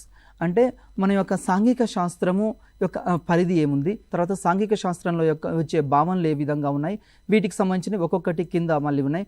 Distinguish between natural and social science అంటే సాంఘిక శాస్త్రానికి ఇతర శాస్త్రాలకు ఉన్న సంబంధము, తర్వాత social studies and various social sciences. For example సాంఘిక శాస్త్రంలో వివిధ రకాల శాస్త్రాలు తీసుకుంటున్నాం. ఫర్ ఎగ్జాంపుల్ తత్వశాస్త్రము, తర్వాత పౌరశాస్త్రము, అర్థశాస్త్రము, వివిధ శాస్త్రాలకు ఒక శాస్త్రానికి మరి ఒక శాస్త్రానికి ఉన్న సంబంధం ఏంది, దీని యొక్క స్కోప్ ఏంది, ఇలాంటి అంశాలు కూడా ఇక్కడ పరిగణిస్తాం. ఫర్ ఎగ్జాంపుల్ ఇక్కడ మనం ఎకనామిక్స్ అనేది తీసుకున్నాం అనుకోండి. ఎకనామిక్స్ అనే ఎగ్జామ్లో క్వశ్చన్ అడగవచ్చు. ఎకనామిక్స్ అనే ఆంగ్ల పదము ఏ భాష నుండి వచ్చింది అని అడుగుతాడు. గ్రీక్ భాషలోని వోకియోనామస్ నుండి వచ్చింది. ఎగ్జామ్లో ఈ మెథడాలజీలో ఇంతకుముందు ప్రీవియస్ అడిగాడు ఈ బిట్టు. వోకియోనామస్ అనే గ్రీక్ పదం నుండి వచ్చింది. మరి ఇక్కడ వోకియో అంటే ఏంది, నామస్ అంటే ఏంది అని కూడా అడగవచ్చు. వోకియో అంటే గృహము, నామస్ అంటే అధ్యయనము లేదా నిర్వహణ. రెండు రకాలుగా ఇక్కడ పరిశీలించవచ్చు. ఇలాంటి అంశాలు ప్రతి శాస్త్రానికి ఉంటాయి. చరిత్రకు ఉంటాయి, అదేవిధంగా పౌరశాస్త్రం ఉంటుంది, అదేవిధంగా మనకు వివిధ రకాల శాస్త్రాలకు సంబంధించిన అంశాలు కూడా మనం ఇక్కడ పరిశీలిస్తూ పోవాలి. ఒకసారి ఫోన్ కాల్ రిసీవ్ చేసుకుందాం సార్. హలో. నమస్తే సార్. నమస్తే అండి, చెప్పండి డౌట్. మాది తెలుగు మీడియం సార్. ఇప్పుడు క్వశ్చన్ పేపర్ తెలుగులో వస్తుందా ఇంగ్లీష్లో వస్తుందా సార్? క్వశ్చన్ పేపరు రెండు మీడియాల్లో ఉంటుంది. అంటే పైన ఒక క్వశ్చన్ ఇంగ్లీష్ ఉంటే ఆటోమేటిక్గా కింద అదే క్వశ్చన్ తెలుగులో ఉంటుంది. Okay sir. కాబట్టి మీకు ఒకవేళ ఇంగ్లీష్ అర్థం కాకుంటే తెలుగులో చూడవచ్చు, తెలుగు అర్థం కాకుంటే ఇంగ్లీష్లో చూడవచ్చు. ఆ ప్రాబ్లం ఏముండదు సార్. పేపర్ 1 పేపర్ 2 రెండు ఇప్పుడు మాది ఎలిజిబిలిటీ ఉంది సార్. ఇప్పుడు రెండు సెంటర్లు ఒక దగ్గర పడతాయి, వేరే పడతాయి సార్? మీకు డేట్ వేరే ఉంటుంది సార్, సెంటర్ వేరే ఉంటుంది, కాబట్టి మీకు ఏ ప్రాబ్లం లేదు. Thank you sir. Right. Okay sir. సాంఘిక శాస్త్రానికి వివిధ శాస్త్రాలతోటి సంబంధాన్ని ఇక్కడ మనం పరిశీలిస్తూ ఉంటాం సార్. ఇది అదేవిధంగా contribution of some eminent social scientists. For example సాంఘిక శాస్త్రంలో మనకు వివిధ రకాల శాస్త్రవేత్తలు ఉన్నారు.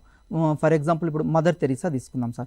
ఈ మదర్ తెరీసా స్థాపించిన సంస్థ ఏంది, ఇట్లాంటివి కూడా మన ఎగ్జామినేషన్ పాయింట్ ఆఫ్ వ్యూలో వస్తాయి. అదేవిధంగా సాంఘిక శాస్త్రానికి వివిధ శాస్త్రవేత్తలు కృషి చేశారు. ఫర్ ఎగ్జాంపుల్ కార్ల్ మార్క్స్ ఉన్నాడు. కార్ల్ మార్క్స్ దాస్ క్యాపిటల్ అనే గ్రంథాన్ని రచించాడు.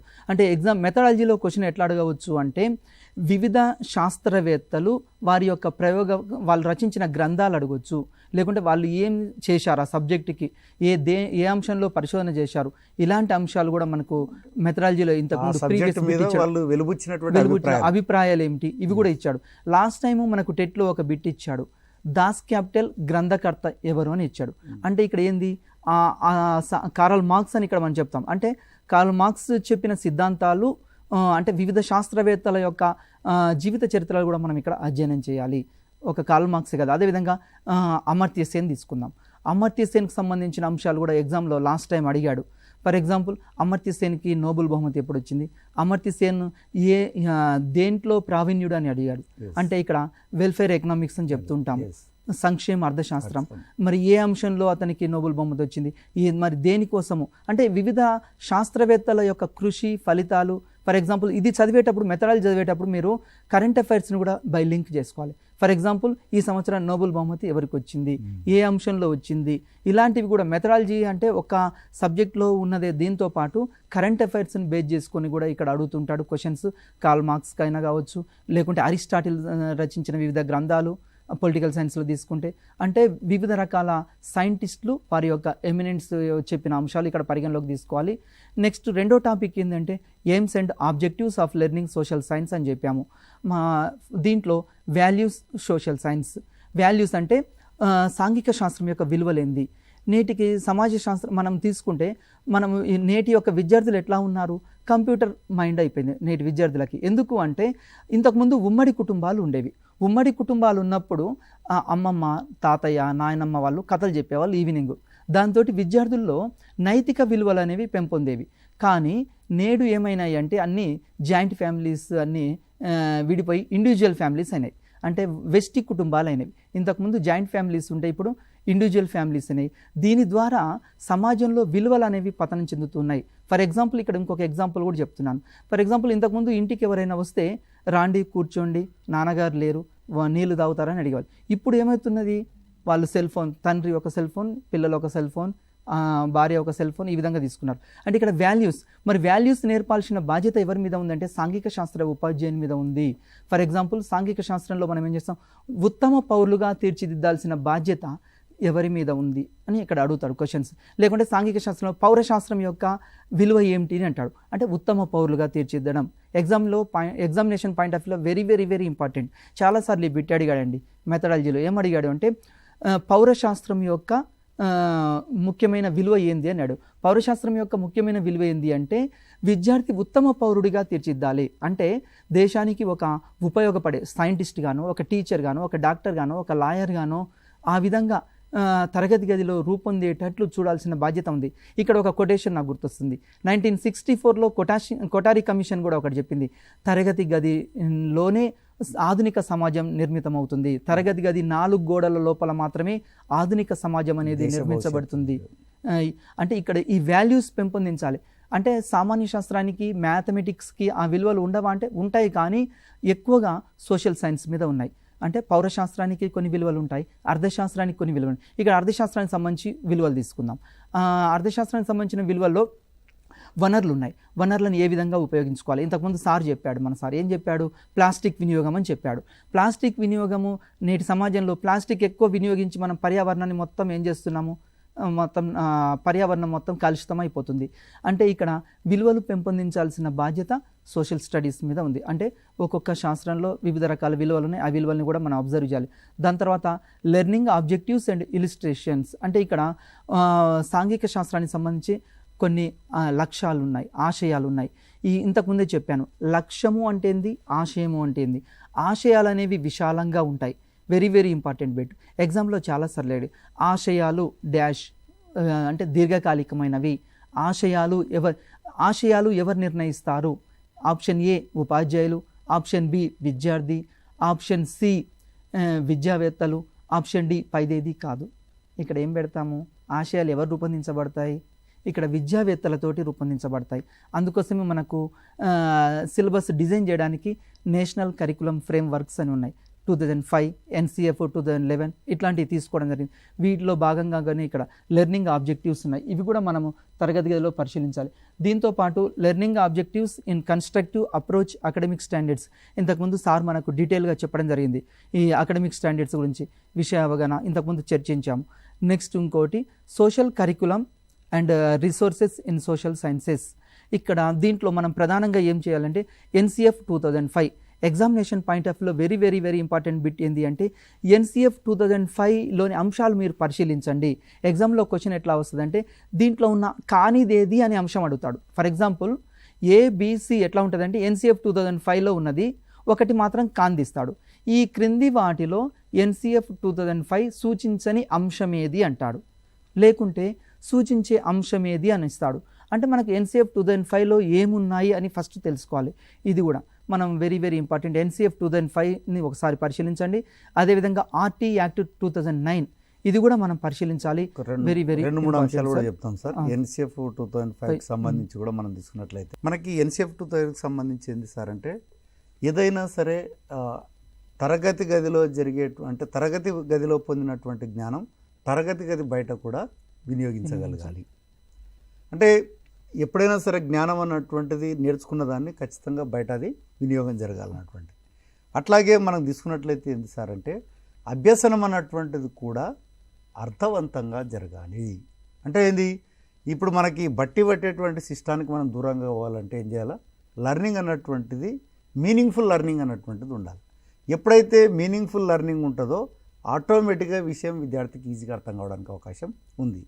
అట్లాగే మూడవది మనం తీసుకున్నట్లయితే టెక్స్ట్ బుక్ అన్నటువంటిది ఓన్లీ ఒక టూల్ మాత్రమే. మనము టెక్స్ట్ బుక్ పరిధి దాటి వెళ్ళాల్సినటువంటి అవసరం ఉంది. అంటే go beyond text book. Social స్టడీస్లో నిజంగానే టెక్స్ట్ బుక్కే వరకే చెప్పాలి అంటే సోషల్ టీచర్ అవసరం లేదు. ఖచ్చితంగా మనము ఏదైతే లెసన్ చెప్తున్నామో ఆ కాన్సెప్ట్ చెప్తున్నామో ఆ కాన్సెప్ట్కి రిలేటెడ్గా ఉన్నటువంటి పెరిఫెరల్ అంశాలన్నీ కూడా తరగతి గదిలో విద్యార్థులతో పంచుకున్నప్పుడు మాత్రమే మన సబ్జెక్ట్ యొక్క పరిధిని మనం పెంచుకున్న వాళ్ళం అవుతాం. అట్లాగే నాలుగో అంశం ఏముంది సార్ అంటే ఎవాల్యుయేషన్ అన్నటువంటిది సరళీకృతం జరగాలి. అంటే ఎప్పుడు కూడా రిజిడ్గా ఉండకూడదు. అందుకనే ఎప్పుడైతే అది సరళీకృతం జరగాలి అని చెప్పడం జరిగిందో ఆటోమేటిక్గా అందుకనే ఇప్పుడు మనకేమైంది సార్ అంటే ఈ యొక్క సిసి రావడం అన్నటువంటిది జరిగింది. అంటే ఇప్పుడు ఎవాల్యుయేషన్లో మనం అనేకమైనటువంటి సంస్కరణలు తీసుకురావడం అన్నటువంటిది జరిగింది. మరొక ఫోన్ కాల్ వస్తుంది, తీసుకునే ప్రయత్నం చేద్దాం. హలో. అంటే ఇప్పుడు మాకు హిందీలో నేను సోషల్ తీసుకున్నానండి. ఓకే. సోషల్ హిందీకి 30 మార్క్స్, సోషల్కి 60. ఇప్పుడు దాంట్లో అదే పెడగోలజీ అని ఉంటాయి కదండి. అవును. ఇప్పుడు హిందీలో సబ్జెక్టు దొరకలేవు చదువుకోవడానికి. సోషల్ ఏమో బుక్స్ ఇంట్లో ఉన్న దాన్ని అంటే ఇంగ్లీష్ లో ఉన్నాయి పిల్లలై. ఇప్పుడు తెలుగు లేదు, తెలుగులోనే చదువుతున్నారు. పేపర్ ఎలా వస్తుందని అడుగుదాం ఫోన్ చేస్తాము. అమ్మా, ఈ హిందీకి సంబంధించి పెడగాగి మాత్రమే ఉందా లేకుంటే సబ్జెక్టు? నువ్వు ఒకసారి సిలబస్ను పరిశీలన చేయమ్మా. ఇప్పుడు మీకు హిందీ మీడియంలో పుస్తకాలు కావాలంటే కూడా దొరుకుతాయమ్మా. హైదరాబాద్ లాంటి కొన్ని స్కూళ్ళలో హిందీ మీడియం కూడా ఉన్నాయి. హిందీ మీడియం సోషల్ పుస్తకాలు కూడా మీకు దొరుకుతాయి. మరి మెథడాలజీ నాకు తెలిసి దొరకకపోవచ్చు, కానీ మీరు తెలుగు బాగా మాట్లాడుతున్నారు కాబట్టి తెలుగులో మీరు యూజ్ చేసుకొని కూడా మీరు హిందీ మీడియంలో మీరు అర్థం చేసుకొని కూడా దాన్ని కంప్లీట్ చేయవచ్చు. దీంతో పాటు మనకు వెబ్సైట్లు కూడా పరిశీలిస్తే వివిధ రకాల వెబ్సైట్లు ఉన్నాయి. వాటిలో మీరు కొడితే సెర్చ్ చేస్తే గూగుల్లో మనకు దొరుకుతుంది సార్. ఖచ్చితంగా అన్ని భాషల్లోకి మనం ట్రాన్స్లేట్ ఉన్నాయి బుక్స్. కాబట్టి మీరు గూగుల్లో సెర్చ్ చేసి వాటిని పీడిఎఫ్లోకి డౌన్లోడ్ చేసి చదువుకోవచ్చు. అమ్మా, ఎస్సీఆర్టీ వెబ్సైట్లో మీకు ఈ బుక్స్ అందుబాటులో ఉన్నాయమ్మా. మీరు డౌన్లోడ్ చేసుకొని ఆ బుక్స్ని మీరు చదువుకోవచ్చు అమ్మా. scrt.telangana.gov.in అన్నటువంటి వెబ్సైట్లోకి మీరు వెళ్తే ఈజీగా మీకు ఈ పుస్తకాలన్నీ దొరుకుతాయమ్మా. ఏమ్మా, scrt.telangana.gov.in అన్నటువంటి వెబ్సైట్లోకి వెళ్ళి మీరు సెర్చ్ చేసినట్టయితే మీకు ఏ లాంగ్వేజ్ పుస్తకాలు కావాలంటే ఆ లాంగ్వేజ్ పుస్తకాలు అందుబాటులో ఉన్నాయి. అవి పీడిఎఫ్ రూపంలో ఉన్నాయి కాబట్టి మీరు హ్యాపీగా డౌన్లోడ్ చేసుకోండి. ఒకవేళ మీకు ఖచ్చితంగా హార్డ్ కాపీ కావాలనుకుంటే మాత్రం మీరు ప్రింట్ తీసుకొని మీరు మీ సబ్జెక్టుకి నిరంతరభ్యంగా ప్రిపేర్ కావచ్చు అమ్మా. నెక్స్ట్ ఇక్కడ ఆర్టీ యాక్ట్ గురించి చూద్దాం సార్. తర్వాత అంశము, ఈ ఆర్టీ యాక్ట్ 2009లో వచ్చింది. ఎగ్జామినేషన్ పాయింట్ ఆఫ్ వ్యూలో ఎట్లా అడుగుతారంటే లాస్ట్ ఇయర్ కూడా ఇంతకుముందు బిట్స్ అడిగాడు. ఆర్టీ యాక్ట్ ఏ సంవత్సరంలో ఆర్టీ యాక్ట్ ఏ సంవత్సరం నుంచి అమల్లోకి వచ్చింది? ఇక్కడ రెండు అంశాలు. ఎప్పుడు అమల్లోకి వచ్చిందంటే 2010లో అమల్లోకి వచ్చింది. కానీ ఆర్టీ యాక్ట్ చేసింది ఎప్పుడు? 2009లో చేశారు. ఎగ్జామినేషన్లో ఇక్కడ మనం గుర్తుంచుకోవాల్సిన అంశం ఏంటి అంటే చట్టము ఎప్పుడు రూపొందించబడింది చదువుకోవాలి, ఎప్పుడు అమల్లోకి వచ్చింది ఇది కూడా గుర్తుంచుకోవాలి. దీంతోపాటు ఇంకొక ముఖ్యమైన అంశం ఏంటంటే ఆర్టీ యాక్ట్ ఈ రాష్ట్రంలో అమల్లో కాలేదు అని ఇస్తాడు. ఒక్క జమ్మూ కాశ్మీర్ తప్ప మిగతా అన్ని రాష్ట్రాల్లో ఈ ఆర్టీ యాక్ట్ అమల్లోకి వచ్చింది. Very very very important bit. మనం చదివేటప్పుడు ఈ యాక్ట్ ఈ ఎగ్జంప్షన్ కూడా మనం చదువుకోవాలి. అంటే ఒక అంశాన్ని మనం పరిశీలించేటప్పుడు ఆ అంశాన్ని క్షుణ్ణంగా టెక్స్ట్ బుక్లో లైన్ టు లైన్ చదవండి. అదేవిధంగా ఆర్టీ యాక్ట్ సంబంధించి కొన్ని అంశాలు ఇక్కడ ఇవ్వడం జరిగింది. మొట్టమొదటి అంశం ఏంటంటే ఉపాధ్యాయులకు కొన్ని సూచనలు చేశాడు, విద్యార్థికి కొన్ని సూచనలు చేశాడు, అదేవిధంగా ప్రభుత్వానికి కొన్ని సూచనలు చేయడం జరిగింది. అదేవిధంగా మనం ఇక్కడ ముఖ్యంగా గుర్తుంచుకోవాల్సిన అంశం ఏంటి అంటే ఉపాధ్యాయుల సూచనలు కొన్ని పరిశీలిద్దాం. ఆర్టీ యాక్ట్లో ఎగ్జామినేషన్ పాయింట్ ఆఫ్ వ్యూలో మనం అడగడానికి అవకాశం ఉంది. పనిష్మెంట్ అనేది ఇంతకుముందు ప్రీవియస్ బిట్ వచ్చింది. ఎట్లా వచ్చింది అంటే ఆర్టీ యాక్ట్ పనిష్మెంట్ని అంటే విద్యార్థిని దండించడం అనేది సబబా కాదా అని క్వశ్చన్ అడిగాడు. ఆప్షన్ ఏ సబబు, ఆప్షన్ బి సబబు కాదు. సెక్షన్లు కూడా ఇవ్వవచ్చు, ఇవి కూడా మనం పరిశీలించాలి. అంటే ఆర్టీ యాక్ట్ ప్రకారము ఏ విద్యార్థిని తరగతిలో దండించకూడదు, తరగతి గది బయట కూడా దండించకూడదు. అంటే ఇక్కడ ముఖ్యమైన అంశం ఏంటి అంటే దండన అనేది నిషేధించబడ్డది ఆర్టీ యాక్ట్ ప్రకారం. అదేవిధంగా ఆర్టీ యాక్ట్ ఇంకొక అంశం ఏం తెలియజేస్తుంది అంటే ఉపాధ్యాయులకి ఇంతకుముందు మనం సార్ చెప్పినట్టు తరగతి టెక్స్ట్ బుక్ మాత్రమే ప్రామాణికం కాదు. ఏదైతే టాపిక్ ఉందో ఆ టాపిక్ తీసుకొని వివిధ రకాల అంశాలను మనం పరిశీలించాలి. ఉపాధ్యాయులు ఏం చేయాలంటే నిరంతరము విద్యార్థిలాగా ఉండాలి ఒక ఉపాధ్యాయులు. అందుకోసమే ఆర్టీ యాక్ట్లో మనకు వివిధ రకాల సూచనలు ఉన్నాయి, ఉపాధ్యాయుల సూచనలు ఉన్నాయి. ఇంకా ఆర్టీ యాక్ట్ ఏం తెలియజేస్తుందంటే ఒక ఉపాధ్యాయుడిగా నియమించబడాలంటే క్వాలిఫికేషన్స్ పెట్టింది. ఫర్ ఎగ్జాంపుల్ పేపర్ 1కి మనకు టీటీసీ అంటే డిఎడ్ ప్లస్ ఇంటర్ అని పెట్టాము. అదేవిధంగా బీఈడి ప్లస్ స్కూల్ అసిస్టెంట్కి బీఈడి ప్లస్ డిగ్రీ తీసుకున్నాం. ఆర్టీ యాక్ట్ మరి ఒక అంశాన్ని ఇక్కడ ఏం తీసుకుంటుంది అంటే ఫీజుల విషయం కూడా ఫీజులు కూడా ఇక్కడ నిర్ణయించకూడదు, ఎవరు వసూలు చేయకూడదు. అది ఒక ఆర్టీ యాక్ట్లో ప్రముఖంగా ఉన్నది. మరి ఒక అంశం ఏంటంటే ఆర్టీ యాక్ట్ ఇక్కడ విద్యార్థుల యొక్క స్టాండర్డ్స్ని మనం ఇక్కడ పరిగణలోకి తీసుకోవాలని చెప్తున్నాం. అంటే నిరంతరము సమగ్ర మూల్యాంకనం చేయాలని ఆర్టీ యాక్ట్ ఇక్కడ సూచించడం జరుగుతుంది. అదేవిధంగా తరగతి గదికి సంబంధించి అంటే ఫర్ ఎగ్జాంపుల్ 30 మంది విద్యార్థులు ఉంటే ఒక తరగతి గది ఉండాలి అని, అదేవిధంగా 60 మంది ఒక ఉపాధ్యాయుడు ఉండాలని, 60 మంది ఉంటే 2 ఉండాలని, 90 మంది ఉంటే 3 ఉపాధ్యాయులు ఉండాలని ఈ ఆర్టీ యాక్ట్లో చట్టము మనకు ఇక్కడ కొన్ని అంశాలు నిర్దేశించబడింది. Very very very important bit ఏంటి అంటే ఎగ్జామినేషన్లో ఎట్లా అడుగుతాడంటే ఎంత టీచర్స్ పీపుల్ రేషియో అడుగుతాడు. ఫర్ ఎగ్జాంపుల్ ఒక ఉపాధ్యాయుడు నియమించబడాలంటే ఎంతమంది పిల్లలు ఉండాలి అని అడుగుతాడు. 30 మంది. మరి 2 ఉండాలి అంటే 60 మంది, 3 ఉండాలి అంటే ఎంత 90. అదేవిధంగా 150 ఉన్నదనుకోండి, అక్కడ 5+ ఒక LFL-HM వస్తుంది. అదేవిధంగా యూపీ లెవెల్లో తీసుకుంటే కూడా మనకు సబ్జెక్ట్ టీచర్లు వస్తారు. అదేవిధంగా హై స్కూల్ లెవెల్లో కూడా తీసుకుంటే మనం అక్కడ ఏం చేస్తామంటే 1:40, యూపీ లెవెల్లో 1:40కి తీసుకుంటుంటాం. అంటే ఇక్కడ తరగతికి ఒక ఉపాధ్యాయుడు ఉండాలి, అంటే తరగతికి ఒక ఉపాధ్యాయుడు కాదు, పిల్లలకి అంటే 30 మంది పిల్లలకి ఒక ఉపాధ్యాయుడు ఉండాలి. అదేవిధంగా సబ్జెక్టుకి ఒక ఉపాధ్యాయుడు ఉండాలి. ఆర్టీ యాక్ట్ నిర్దేశించడం జరుగుతుంది. Very very very important. ఈ ఆర్టీ యాక్ట్ని కూడా మీరు పరిశీలించండి. దీంతోపాటు ఇంకా మనకు SCF 2011 అని ఉంది, దీన్ని కూడా మీరు ఒకసారి పరిశీలించండి. దీంతోపాటు ఇంకా మనకి ఏమేమి అంశాలు ఉన్నాయి అంటే ఇక్కడ teaching, learning, geography, space, research, resources and development అనే అంశాలు ఉన్నాయి. అంటే మన యొక్క భౌగోళిక శాస్త్రంలో మనం ఏ విధంగా బోధించాలి అన్నప్పుడు ఫర్ ఎగ్జాంపుల్ ఇక్కడ లెసన్ ఇస్తాడు. ఒక పాఠాన్ని మనం అక్షాంశాలు, రేఖాంశాలు ఉన్నాయి, దీన్ని ఏమి ఉపయోగించి బోధించాలి అంటే ఇక్కడ గ్లోబు, పటాలు, చార్ట్లు ఉపయోగించాలి. ఇలాంటి అంశాలు కూడా ఇక్కడ మనం పరిశీలిస్తుంటాం. అదేవిధంగా approaches, for example political science ఇక్కడ తీసుకుందాం అనుకోండి. పొలిటికల్ సైన్స్ తీసుకుంటే teaching, learning, political science, democracy and development అనే అంశం ఉంది ఇక్కడ. అంటే పౌరనీతి శాస్త్రానికి అంటే ఇక్కడ రాజనీతి శాస్త్రంలో ఏ విలువలు పెంపొందించాలి అని కూడా ఎగ్జామ్లో క్వశ్చన్ అడుగుతుంటాడు. ప్రజాస్వామ్య విలువలు పెంపొందించాలి. Very very important bit. ఇది చాలాసార్లు ఎగ్జామినేషన్లో అడిగాడు. మెథడాలజీలో ఏం క్వశ్చన్ అడుగుతాడంటే పౌరశాస్త్రం యొక్క ముఖ్యమైన లక్షణం ఏంది అంటాడు. అంటే ప్రజాస్వామ్య విలువలు పెంపొందించాలి. దాంతోపాటు విద్యార్థులకి అంటే విద్యార్థులు ఉత్తమ పౌరులుగా రూపొందించబడాలి. ఇంకొక అంశం ఏంటి అంటే సోషల్ సైన్స్ ల్యాబొరేటరీ, తర్వాత టూల్స్ అండ్ టెక్నిక్స్ ఉన్నాయి. ఇంతకుముందు మనం చెప్పాము. ఈ టూల్స్ అండ్ టెక్నిక్స్లో ఇవాల్యూషను, CC ఉన్నది. ఈ అంశాన్ని కూడా మీరు చదవండి. వెరీ వెరీ ఇంపార్టెంట్ ఏంటంటే మరి ఒకసారి చెప్తున్నాను, మనము టెక్స్ట్ బుక్స్ తీసుకొని లైన్ టు లైన్ చదివి అండర్లైన్ చేసుకొని మీరు ఏం చేయండి అంటే వాటిని ఎక్కువసార్లు మన్నా చేయండి.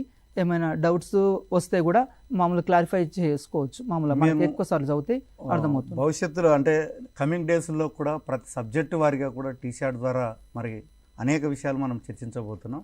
ఈరోజు మధ్యాహ్నం కూడా మళ్ళీ మనం కంటెంట్ మీద దాదాపు 48 మార్క్స్ ఉన్నాయి కాబట్టి మొత్తం కంటెంట్ మీద ఒక ఓవర్వ్యూ మీకు ఇవ్వడం జరుగుతుంది.